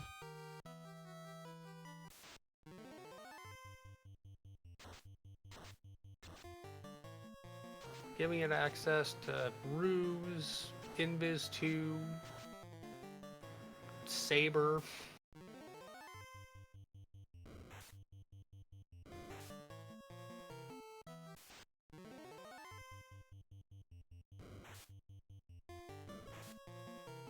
Arsags with Mute. That's just trolling. Not quite as funny as when it's slow. It's like the game knew what the spell would end up doing in rando. Well, thankfully that is something that the rando did fix even this far back. The runnable Arsahag pack. Or Wisag Arsahag pack, because Vanilla, that is the B-side to Bicky's fight, and thus is also unrunnable like Bicky's fight. Being able to separate the A-side and B-side tile encounter runnability was very, very appreciated. Of course, that Roger McBain is taking the time to get a couple more encounters on the way, so not just training the knight in the desert, but also the mages. Well, at least two of the mages. Every encounter counts for time spent in the encounter and the potential for gaining experience when you actually do fight it, but at this point it is go, go, go mode, and whatever experience you can get is it worth the time? And Budgemono takes the fight with Kraken, gonna defense sword, gonna white shirt, gonna fast, only using one cast throughout all that, because those caster items do some work. There's the Ruse stack, there's the Invis stacks, gonna switch to power bonking, gonna go Bane and Brack strats, trying to insta-death while he stacks up the power on that knight. Ink comes out, does a jack squat, more power bonk, more Bane, more Brack. Can we get the meme? Can we Bracken the Kraken? We have Bracken the Kraken! Budgemono, very well done. That is go mode.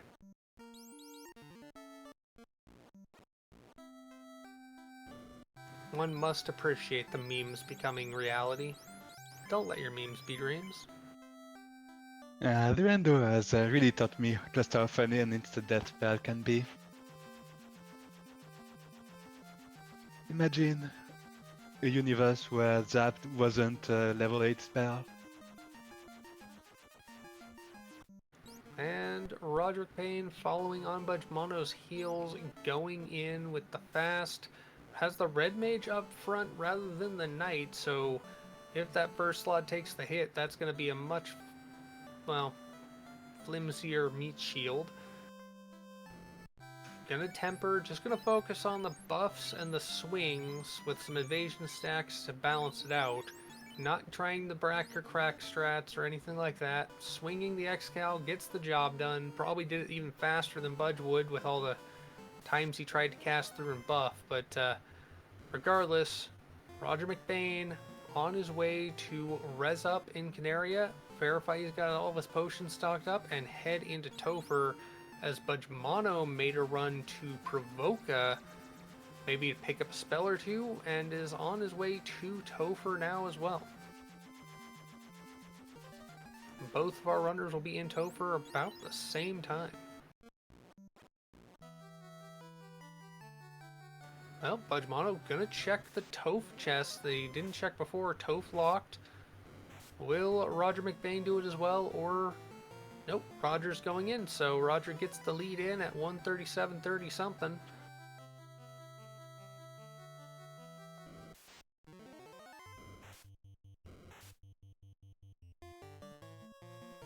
Finds the 4-pack of Gasties. Does he take this fight, or does he run? Chooses to run, and 137, just about 138, is Budge Mono in Topher as well.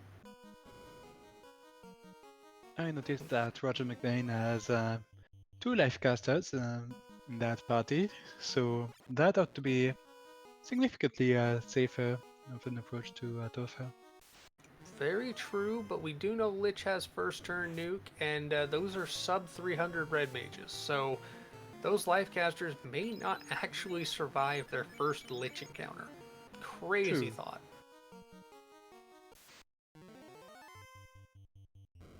But the way this flag set's set up, the idea of having a nuke safe party at a reasonable time, not so reasonable.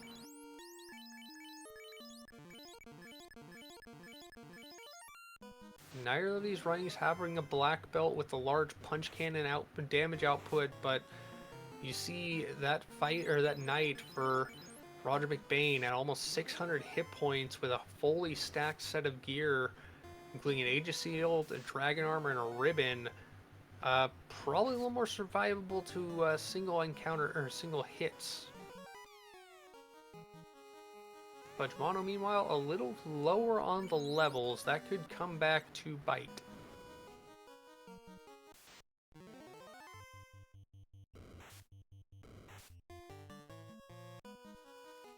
Garmadus was with Aether. That's just troll spells abound. At least they are protecting themselves from fire instead of applying it to you. Very true. Quite considerate they are.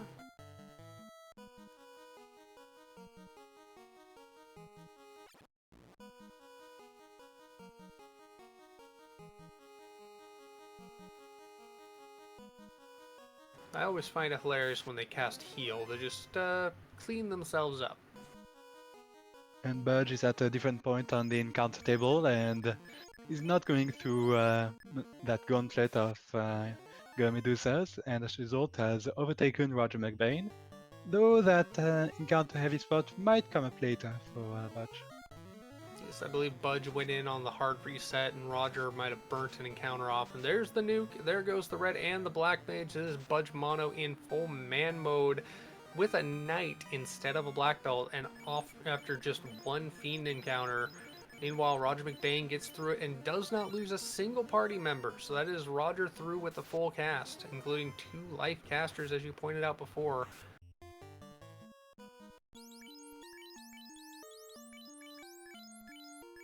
Budge Mono chucking a ribbon on that knight just to make sure it's as safe as it can be. We've got Fade, Swing, and Nuke coming out on carry from Roger McBain. Fade does some damage, Fade does some damage. That's enough damage done. Carry 2, pretty paper thin.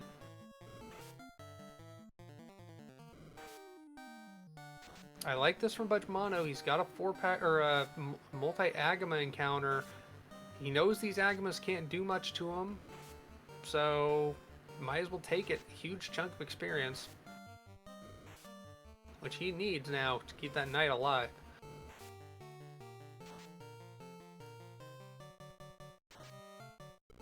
I think he's swinging the Vorpal. That's interesting choice.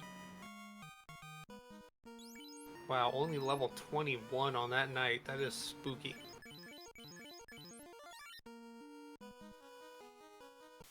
Meanwhile, Roger McBain stacking some Invis 2 against Kraken, understandably.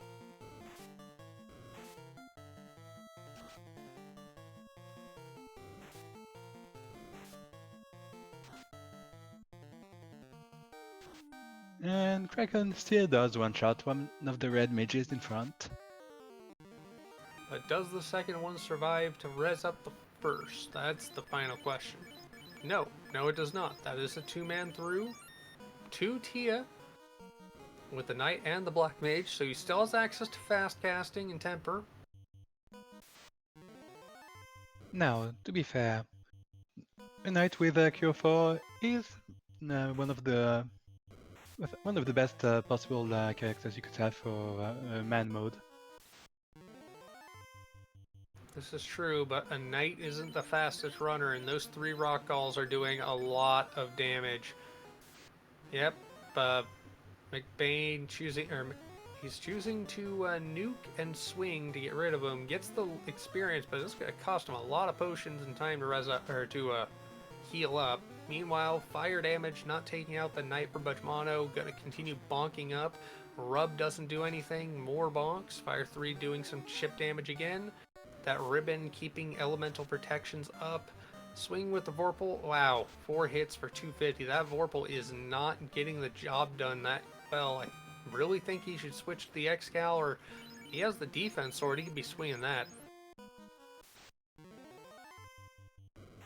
Speaking of defense sword, Roger McBain using it for the evasion stacks against the Tia. Fast comes out. That's huge. Even the black belt goes, or black mage goes down at this point. It's gotten most of its work done. Bane does not take any of them out. Excal swings 570 on that 4 hit go. More temper coming out.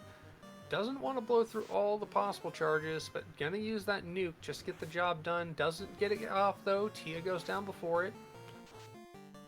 Saving that charge. Meanwhile, Gershark Big Eye Pack. Gonna be a huge chunk of experience for Budge Mana if he can clear it out.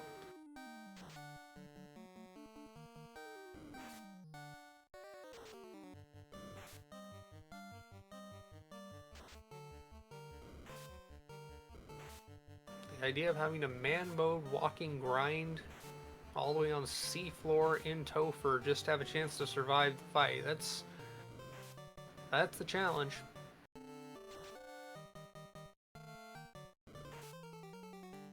The craziest thing is Budgie doesn't seem that far behind despite having spent so long trying to do everything but take out Lich. He spent quite a lot of time doing like Peninsula of Power and running around earlier on.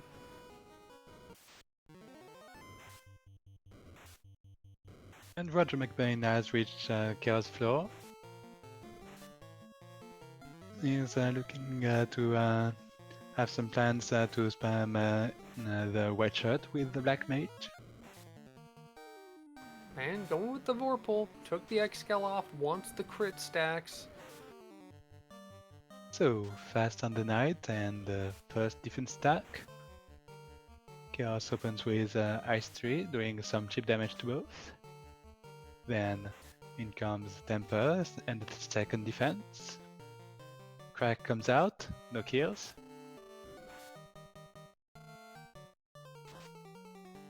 Black Wizard starting some Invis 2 to round out the knight's evasion. While the knight is using that Firebomb to continue setting up. Swirl comes out, that's some heavy damage on both. Now I do notice that the knight is low enough to be vulnerable to nuke. Oh, and there's slow 2, back to regular speed. Q4 resets the damage. And right as we saw with the black belt parties, this chaos has a lot of evade. A lot of evade and a good amount of absorb. That lack of fast gonna hurt a whole lot because that Vorpal is not stacked with a lot of damage vanilla. That's what, 5 or 6 power gauntlet uses so far and counting. There's the fast. That chaos, if it chooses to swing, will be doing just as much damage. And there's the nuke. Oh no, there's that would have been the moment you cure for it and hoped it went off first, but that is a wipe for Roger McBain. All of a sudden, Budge Mono with the man mode knight that just took 300 plus damage in one hit from Kraken is in the lead. Cure 4 comes out, brings it back up, and 7 hits for another 100 plus damage. Defense sword comes out, 62 damage absorbed. More defense coming up. Wants to keep that Kraken from doing the one punch or single hit, many punches, however you want to say it, knockdown. Some electric octopus or electric Kraken, lit 2 underwater.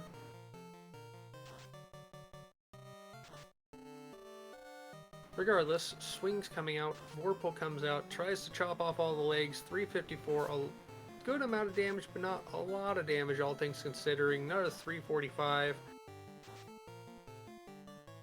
There you go, 2 hits, 440. That is a Kraken down. Now Budge Mono in man mode is one fiend away from going after Chaos, and we have seen that having 2 people at higher levels in Roger McBain's situation was not enough. Now I do notice that Budge is starting to run out of heal potions, so soon we'll only have Cure 4 as a source of healing. And you want to give some of those casts for Chaos, since those non-elemental spells, they aren't messing around.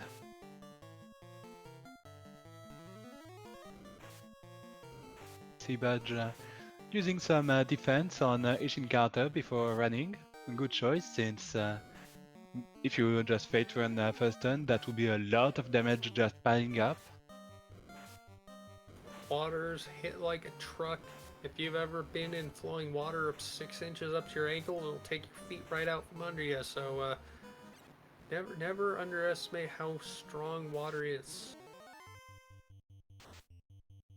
It's even more deadly than air. Although if you mix air and water together and spin it really fast, it can be even more deadly. Those the worms might be dangerous. Nope, managed to run in time. Uses the second last cure for charge. That's starting to be a huge drain on resources. So I have some doubts about the viability of this attempt, but at this point it's so close to the final boss, might as well see it through. We don't have set RNGs, so there's no like guaranteed intelligence of what's coming when, but it is vanilla spell and skills, so they do know what is coming.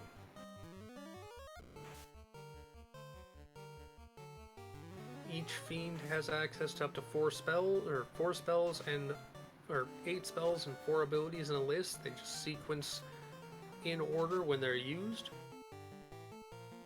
intermixed with swinging for the fences. And speaking of swinging for the fences, that is a Vorpal sliced Dragon Queen down, and Budge Mono is on to Chaos. Man mode making it through.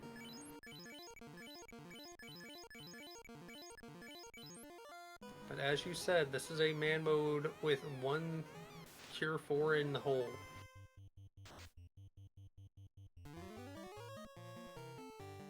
D4 Advanced Sword coming out, getting the evade stack, another evade stack coming out, lit, doing some damage, slow 2 hits, no fast available. That is a half-speeded. You can power bonk like crazy with that Vorpal, but that is half-speed knight, and this is a evasive. Yeah. I could see resetting immediately. That was just terminal loss. But of course, the big problem with Budge Mono is he has sunk so much time into this dive walking grind to get levels on his knight. He's going to have to do more grinding when he comes back in. It's going to take him easily twice as long to redive this as Roger McBain has, and Roger McBain actually resetting out again. Had some issues with Kraken or with Carry 2. But does manage to pull off a perfectly timed Cure 4 when Chaos had put the fighter down to double-digit HP.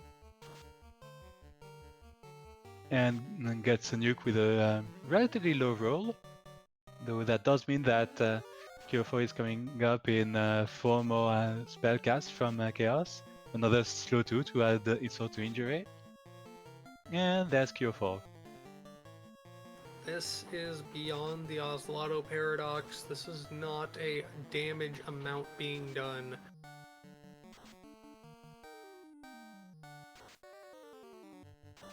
There is no low damage crit loop. This is just time being burnt.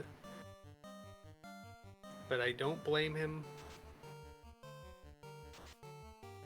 When you can get 360 on a crit, you just have to crit more. Unfortunately, the nuke rolled over and did the proper damage. That 122 low roll was followed by the 360 plus. And at this point, we see Budge just staring from the outside of Topher, weighing the options, probably picking up some more levels. I could see him going to Volcano. He knows where the Agma is. It's a really fast run. Yep, he is going Aga diving.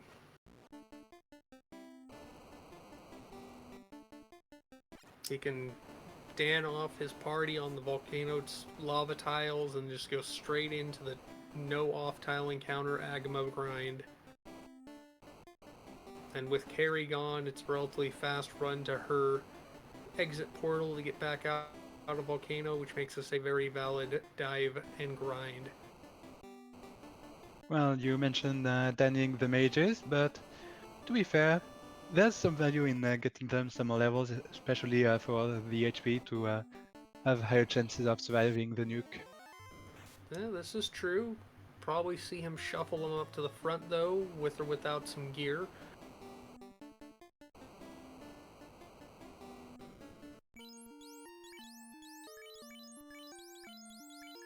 Nope, Yes, he is that's going Cure for the full grind. No, on the whole party, so yes.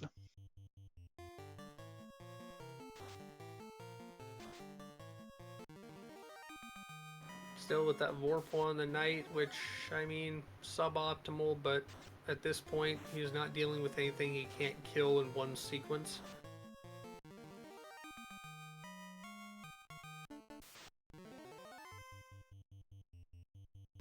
Meanwhile, Roger McBain on the Earth Lord dealing with the Expert Gurmedusas. For some reason, are wielding a stick.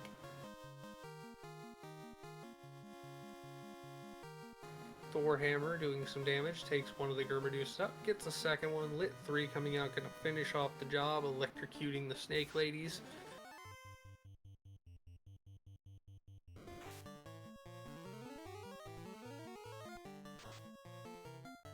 Choosing not to fight that Gurmedusa pack, just runs away from it and finds another one. Chooses to run for, no, gonna Thorhammer, gonna Lit 3, gonna try and get the kill on these Gurmedusas, get a few levels on the rocking grind. Or maybe this is more of a brand new strat, since it's not the kind of thing that's as necessary nowadays with thieves being everywhere, but it's a way to just kind of give a cap to the time a fight can take. And Budge is walking on the lava, probably aiming to dan the mages after all. Just checking how many charges he has on what levels to see whether it's smart to dan him out at this point.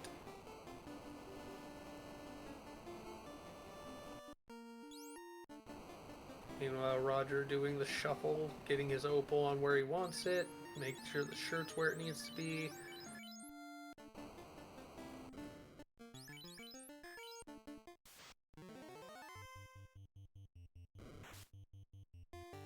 Down to 2 red mages and the knight.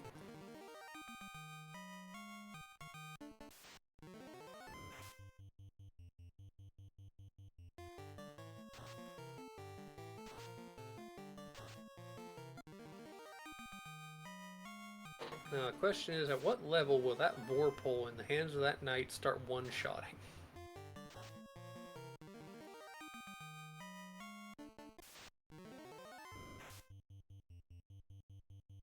Well, the boring answer is that it might actually never do that, since melees other than the black belt don't scale that much with the levels, mostly just at the breakpoints for extra hits. With the strength being a small factor. Yeah, but with no blursings to augment it.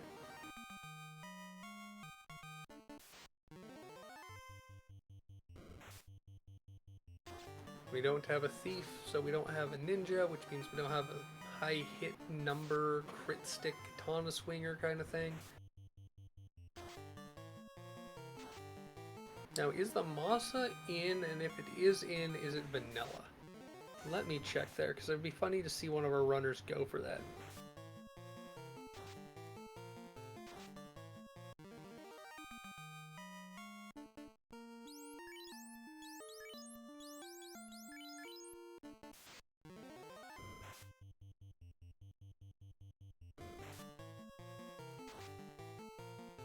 Tiny Wrath pointing out the lack of the buffs for the thief, so yeah, understandable why no one took it.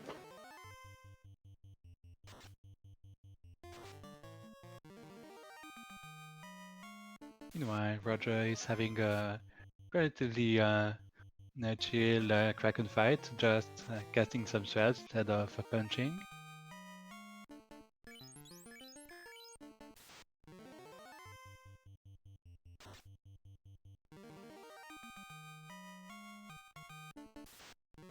I noticed that the Black Wizard is just staying on the ground instead of being raised. Probably since it's so fragile in way, it would probably be almost a waste of a life cast to bring it back up before chaos. Yep, just don't let the resources go to waste, don't give it any unnecessary levels. I know And that looks like no Masa chest in TS floor, unfortunately. I know that in vanilla speedruns, where there's a lot more knowledge of where you can get certain stats effects, it's a pretty common strat to leave your mages stoned through Topher until the end, since that's the best way to keep them safe. Now in Rando, there's not the same kind of certainty for way to pull that off, so I don't think that would ever be your go-to strategy for that.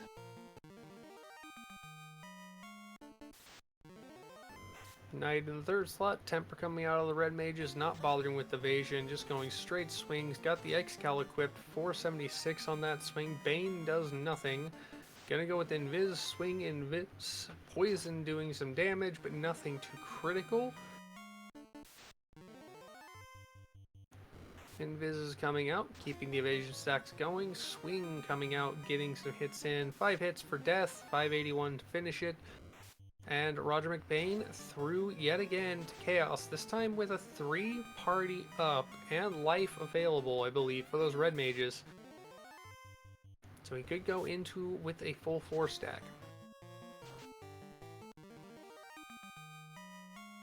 And I do notice on Badger's screen that only the black mage is damned, probably to get the red wizard some more survivability, and there's slots too, maybe. I don't remember if there's some stuff at high levels that's particularly valuable for red wizard.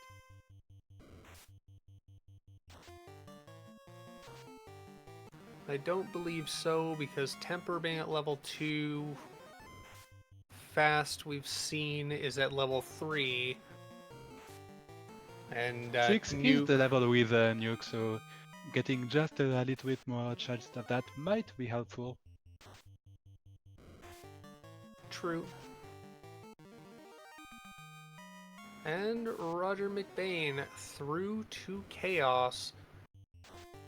Gonna check the gear, make sure everything's set up the way he wants it. Gonna make sure he's got the right sword, I'm assuming, on there. Does not have life 2. Okay, cannot bring back the party member. So this is a 3-man dual red mage and knight. Does switch to the Vorpal, which we've seen has been very limp against this Chaos. But with the casts of fast, with the temper, which is power bonk, let's see what happens.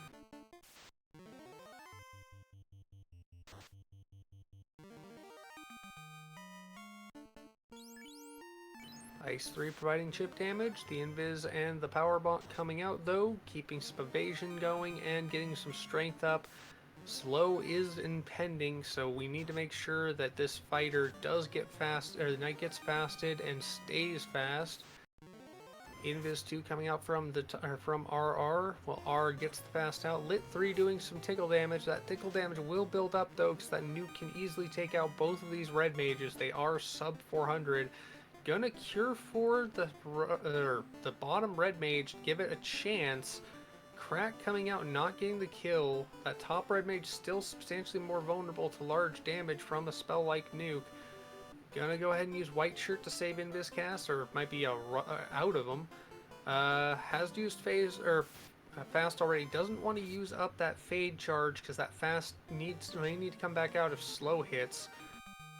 Fast counters slow, slow counters fast, and, well, rock, paper, scissors, or whatever you want to say it. Cure 4 coming out, wants to keep that knight as high as possible. Still contemplating using the fade, goes with Invis 2. Swirl coming out, doing a lot of damage, taking both red mages down to 100 or less. Cure 4 on the knight, 613 hit points is a lot. 713 damage, that is enough damage to actually get through this chaos fight. Gonna use a fade cast, doesn't have any cure forecast, gonna go ahead and Invis 2 there again. Fade comes out 89, Invis 2 coming out. Can this knight get the job done? 295, no substantial crit damage stacking there, unfortunately. So that's just about 1,000 damage done to this chaos. Out of cure, gonna potion, wants to keep that top red mage alive, see if that potion will do anything. Invis 2 coming out with the white shirt, saving the charge. Heal pot coming out, slow to missed. That is huge. More heal pots, gonna power bonk, going to no, choose heal pot, and power bonk. Cure 4 undoing all the damage that has been done so far. That is going to cycle through again if the damage can't be done. Goes with a swing for the first red mage, only 2 damage, but 680 from that from the knight. Weight swing, do we have a weight? Nope, we have a weight swing potion. 4 hits, there you go, 1165. GG's to Roger McBain.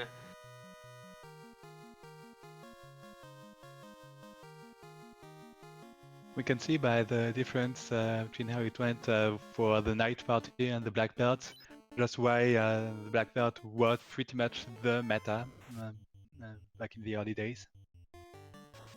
Once you bring that punch cannon online, it does not stop. Or at least not with substantial damage.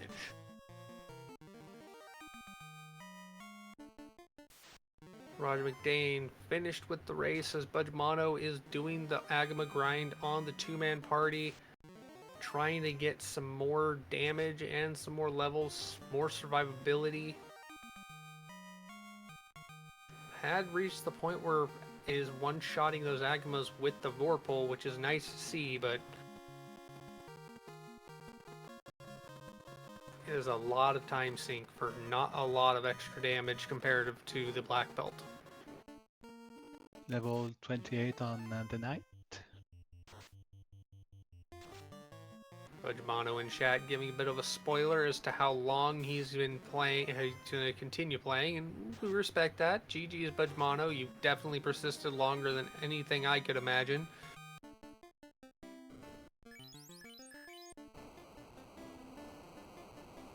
And dropping the red mage, gonna go ahead and go for the solo grind at this point.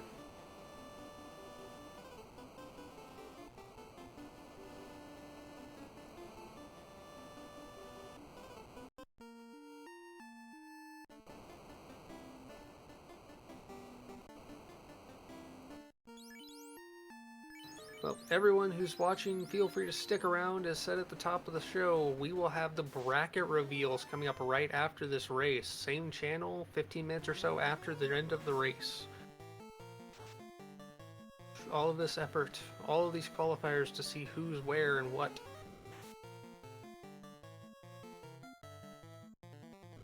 Well, who's where and what, except given how this tournament works with hidden identities, we don't know who is in the bracket at all, but we won't really know their positions.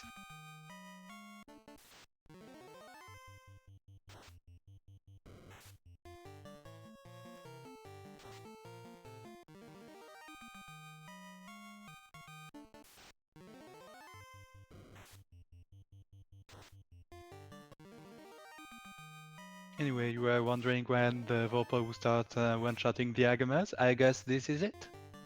Yeah, As I it was saw a one. well, it's not consistent, which is just that telling. But it was once he got to the 4 hits or so, right before he damned the red mage, I noticed it was getting some 1 hits in.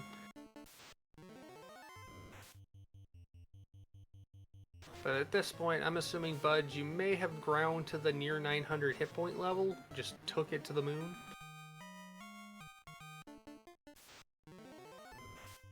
That is certainly a way to ensure a finish.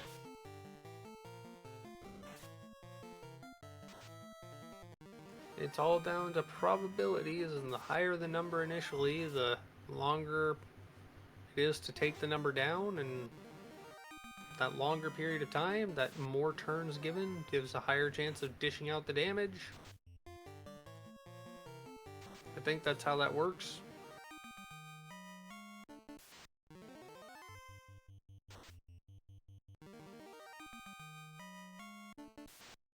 I still think that with that vanilla script, as we see on Roger's winning run, having some support characters in addition to the knight will be pretty much mandatory to pull off that chaos fight.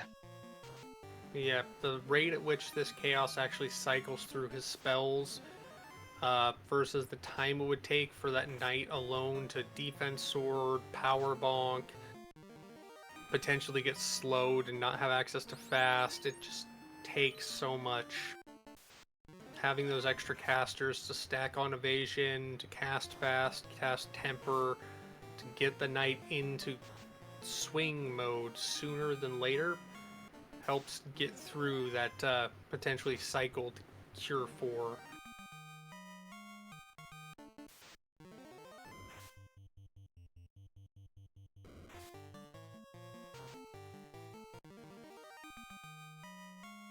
I see we are in the 5-hit territory now.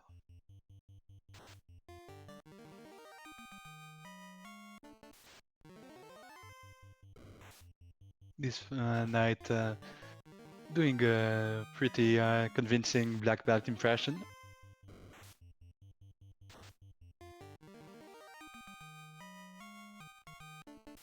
Though of course the odd number is a dead giveaway.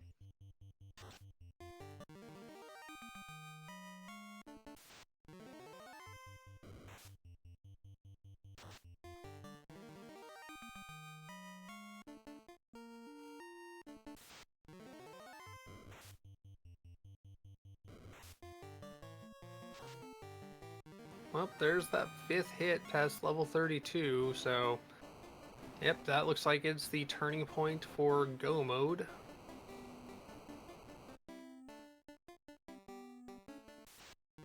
Saying hi to a non-existent carry on the way.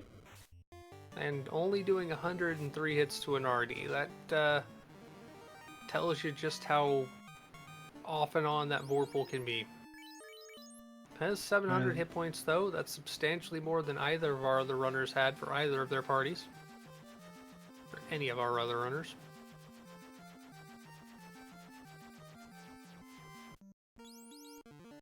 And Budge is going to check other locations for encounters, hoping to find like a T-Rex. Finds our Ankylos and moves on to the other smaller desert.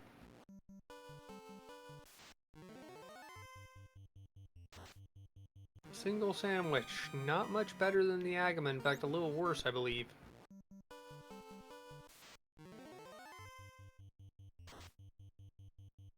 And Budge is making the mistake of keeping the high-level fighter in slot 1, which breaks the morale of those cowardly sandwiches. Ironically, if he does find a T-Rex, the T-Rex is easily morale broken, relatively speaking, so he could just find himself having dinos running away from him.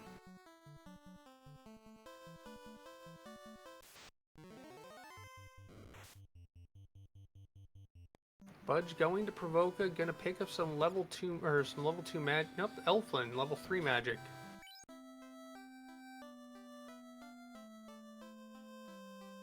This is where Fade is located. And fast. I remember earlier when commenting, I said the playoff coming back for Fade would have been questionable, but now the seed has shown us how it can actually be something you could actually need. Well, at this point, Budge Mono, I'm assuming, was questioning everything, so that which is questionable suddenly becomes reasonable. Indeed. And hey, more options. Party members rezzed up, warps out, heals and saves, and goes.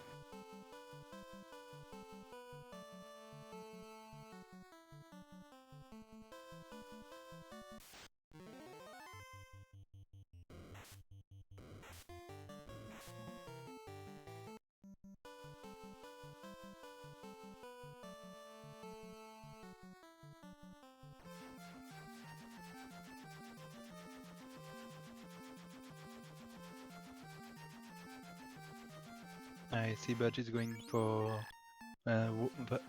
yet another thing before heading back to Topher. Oh, is that just raising the red wizard?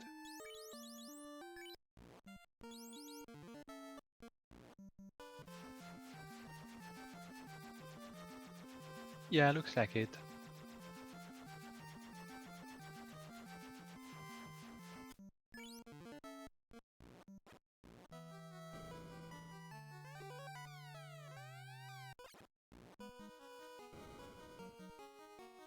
So now we find ourselves following one Topher dive at a time only.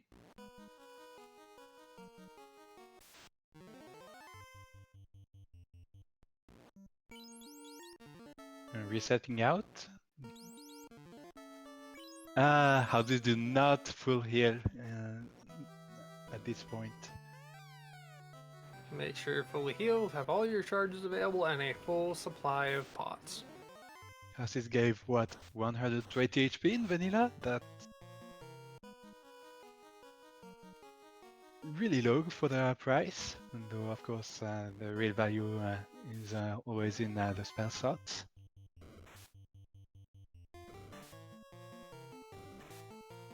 Always found it strange that you could pocket an entire house, but I just imagined that they had capsule technology, which also explained why they had such large inventories. They just had, like, capsule corp capsules, just pop and boom, you got a house.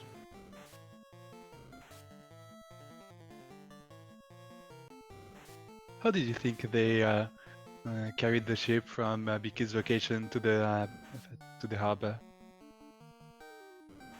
Well, I mean, moving ships over land is something that's been done many times over many centuries, and usually it's logs. Yes, but Logs it's and not done by ropes. 4 people.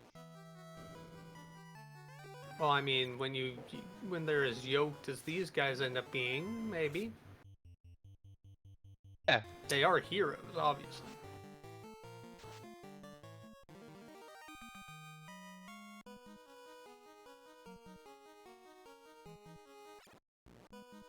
Now, what's very strange to me is how a pirate managed to get to Gaia, a mountain top city with no obvious routes to it,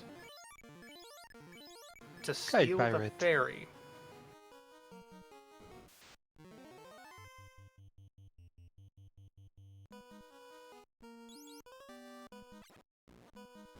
That would be interesting if the pilots somehow actually did get their own airship in the air, but it crashed when they were on or when they sold it to the ferry, and they couldn't come back and pick up the pirate who was there. So he's stuck in the garden outside the clinic in Gaia.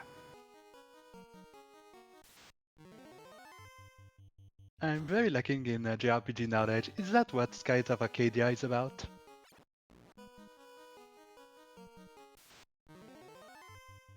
I've not played it, so I cannot say.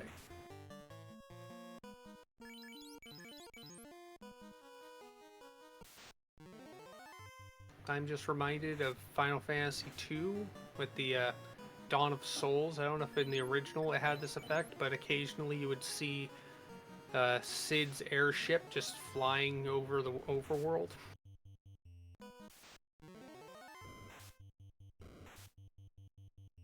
You're just out on the overworld walking around, and all of a sudden an airship flies by.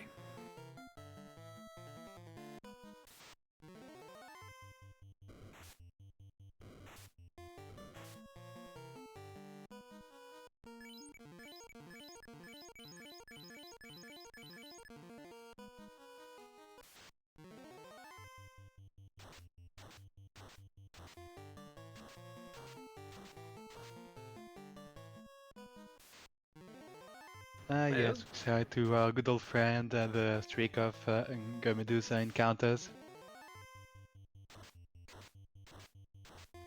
The grrs, just the under the breath grr. Now, we know that they start with Aether. What kind of atrocities would they begin casting if we give them more than one turn? I mean, that is something that could potentially be dug up if we had the original seed and we can pull the pull the enemy encounters and see what they have as scripts, but nah.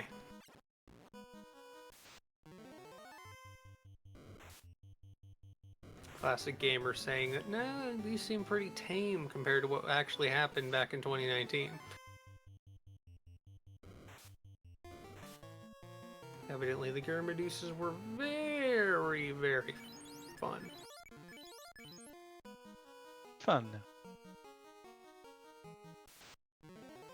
Yes, just fun. Fun for everyone! Hey, Agamas. I think Butchmado's had enough seeing them, but it's gonna take the fight anyways, because 3 more Agamas is just that much more XP.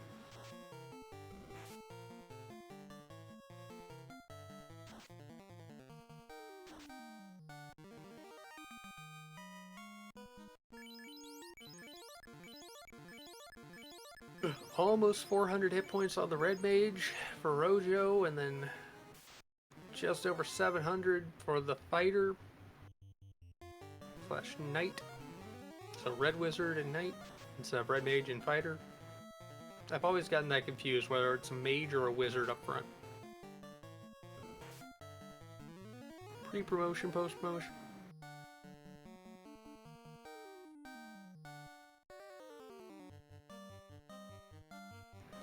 Everyone who's played some form of Final Fantasy II is just chiming in, whether or not they remember the airship. I'm probably just going to look it up and see if that did happen in the original, because now it's stuck in my head.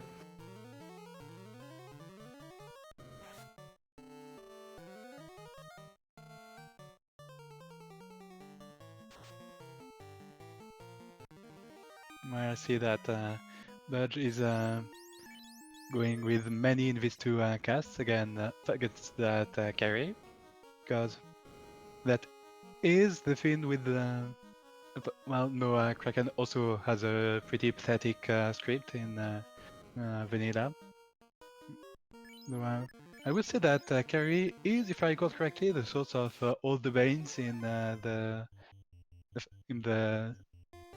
endgame boss spell pool. So you can thank her for that.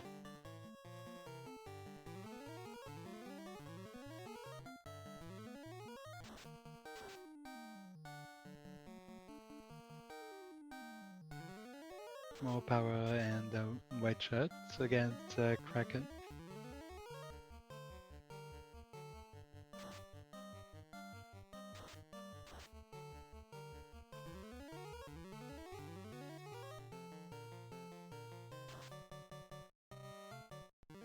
And that's Kraken down without much trouble. In part because Kraken didn't wind up punching.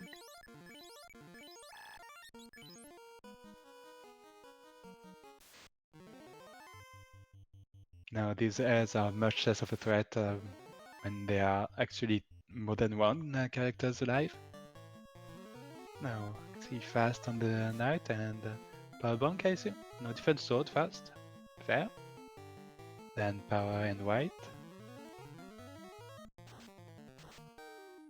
Bane comes out.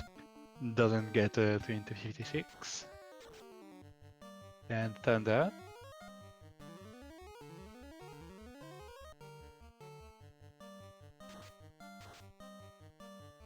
And at this point it's just swing and wait. Dropping a heal 2 for safety. And Tia is down, so that's another attempt at chaos for Budge Mano.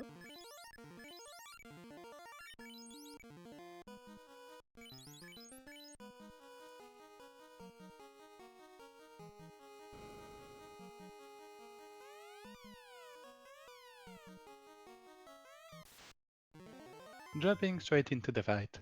So, fast and defense. Chaos' I3 hits for 50-ish damage. Then temper and defense. E3, again, the same kind of chip damage. That would be an early cure 4 from Chaos. Punches the red wizard, doesn't hit that hard with only the evade that's been built up. Cure 4 on the red wizard. Oh, and the fighter gets 3 into 56 by crack. The pain is real.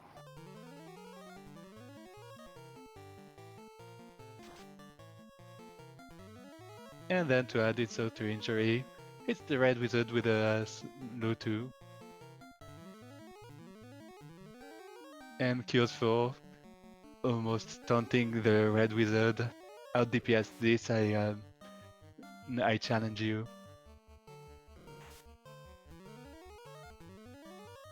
Trying the tempers anyway.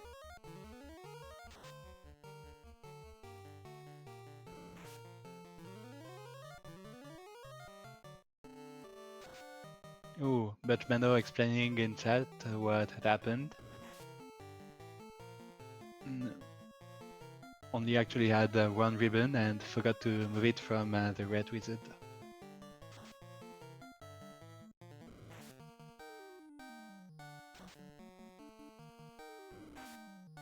Now the red is actually putting up some pretty decent damage, but the 26 HP is just at the mercy of any damage spell from Chaos. He comes fast. And nuke. Does 10 times the HP that the red wizard had left, so that's one more attempt at Torfa. That three-man party ended up being a bit more vulnerable than was probably reasonable in at least for this seed. Unfortunately, I have not been able to find out whether or not Sid's airship flies around in the overworld on the original NES game, simply for the fact that if you try and search up anything relating to it, it just gets you, can you find this airship? There's at least one person who asked if what the airship was, but it's not sure whether or not they were talking about the original NES version. So, my search optimization is insufficient. We at least know that it happens in every version of the game, except we're not certain the original. At this point, your best bet would just be to look up some random video of just unedited gameplay of the original, sped up and jumping around for overworld sections. See if it shows up. Of course, while that would give you a definite yes if the airship does show up, it would not conversely have a way to tell you that the airship isn't there if it isn't.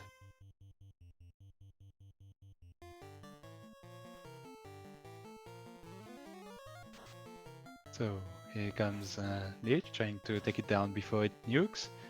Thankfully, Lich's first action is just to punch. So there's the nuke. Black Wizard goes down. Goodbye, Black Wizard.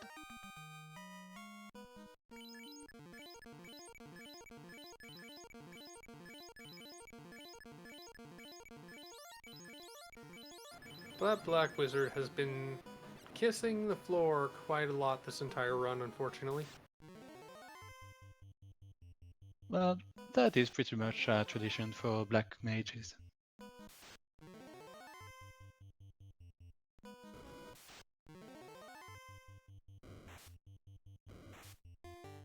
As much as Danny approves of the no white mages, Danny seeing a black mage just laying face on the floor, she no approve.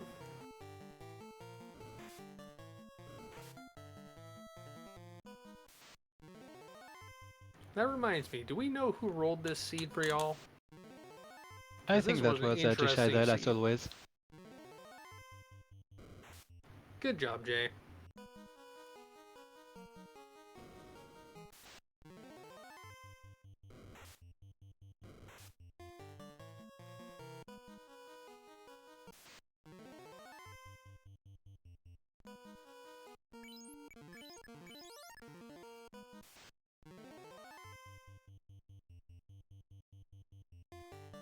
Powerbomb, Yes. fast cast. Words of encouragement for Jeshidel. And I'm supposed to be the evil one here.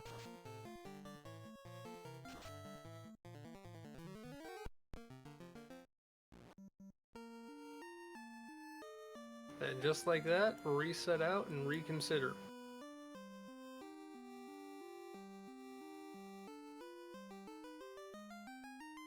I'm assuming reconsider what he's doing in the game, not necessarily his life choices, but it has been quite trying.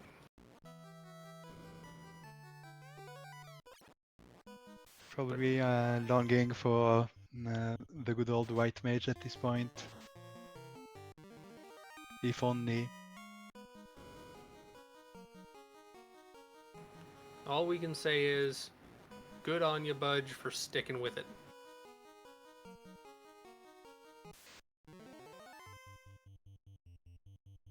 Still shocked that you're not taking the Gasties. They are very juicy.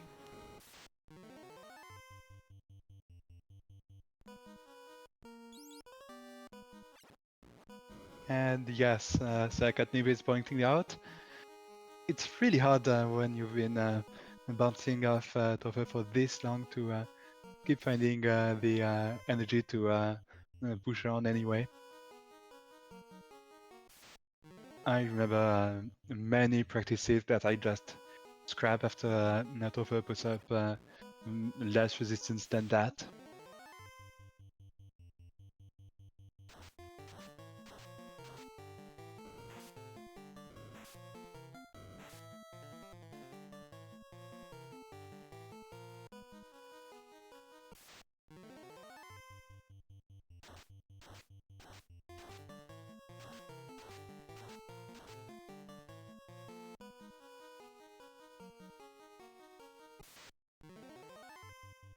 Fighting through the Gurmedusa pack, followed by the Gurmedusa pack, followed, I do believe, by a Gurmedusa pack.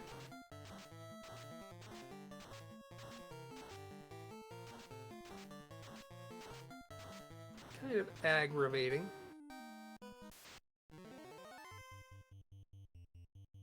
Sadly, I cannot find a word that rhymes with Doom to complement the Gurmedusas of Doom to qualify these ones. Because this sure isn't Boom. This sure isn't Gloom. I mean, It's not a Groom loom. is the closest thing I could think of, but I mean, we're not dealing with wedding or dog care. And calling them the Gurmedusas of Room wouldn't make much sense.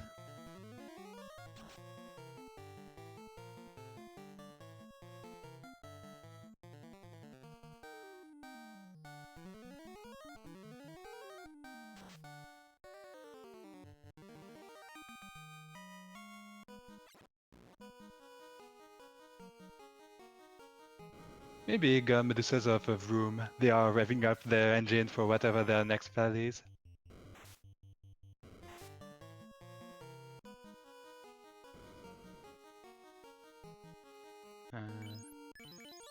Am I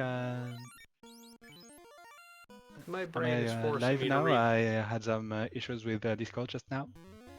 No, you are very much alive. Okay, thanks for confirming. My brain is trying to force me to read Garmadusa backwards and see if we can find something that'll work with that.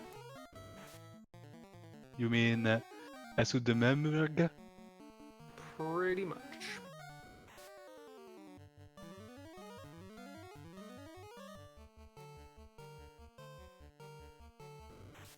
How to find a good anagram.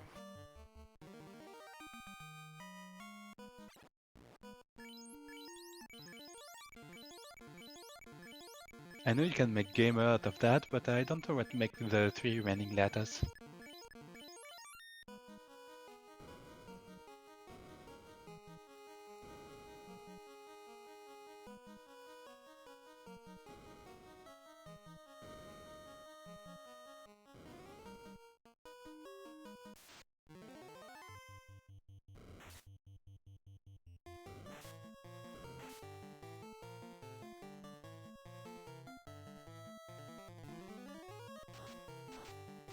I do believe an anagram for that would be Sure Mage. Not quite. That doesn't count for the D. And there's too many R's. Dang it.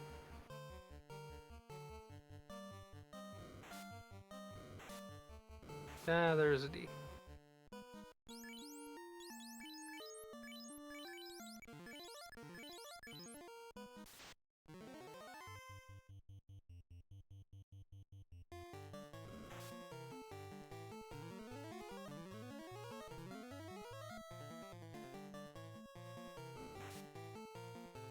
Anyway, Kraken is, for a change, not punching the... Well, the knight is fooling Kraken by knowing Cure 4 and being technically a white caster. Psychological warfare.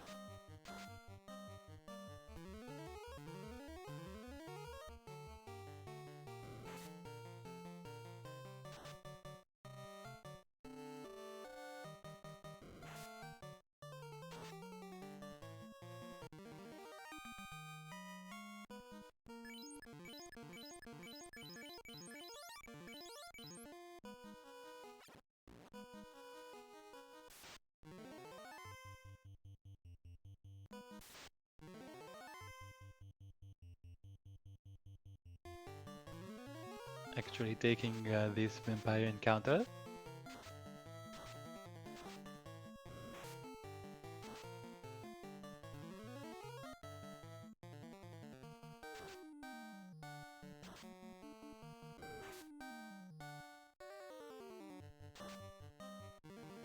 I was about to say, what sword is that? White mage swinging? But then I remembered that this is the sage strat. It's not white mage. The value of different sprite designs. I think it's an ice sword, but I might be wrong.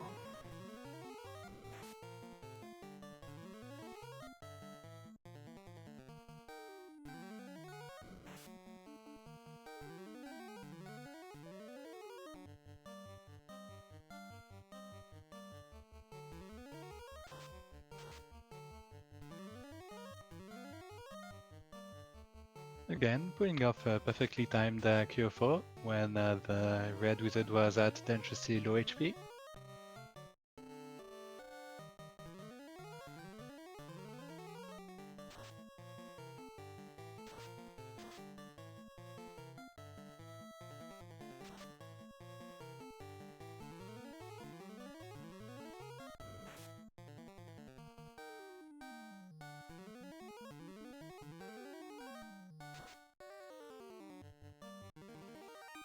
And that's another attempt at chaos with the 2-man party alive. For Now whether to actually work moving the the ribbon nth time. to the knight.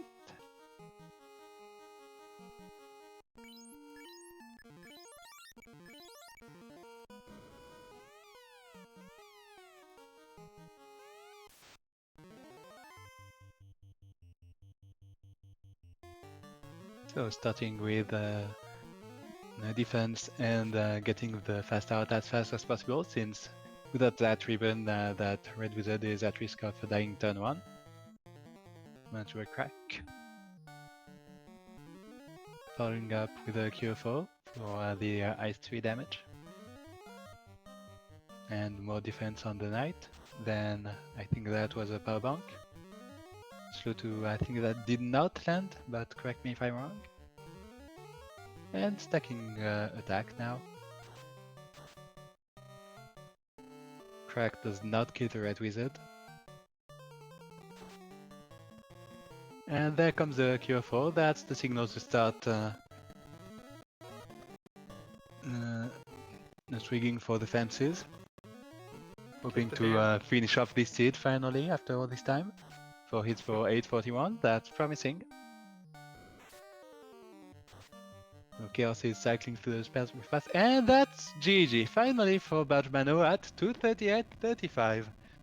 Massive congrats to Badgermano for finding the energy to push on despite all the trouble that the seed gave them. The will to complete the seed. Well done. And now that all these runs are over, our job is done for Tejan and I. But stay tuned, since after a quick break, we will finally have our bracket reveal for the Tournament of Champions. And last thank you to Mecklin89 and Catnip for doing our tracking duties, and of course JShadel for restreaming, and yeah, of course, good to chat with you, Fellison. Y'all have a good evening. Likewise.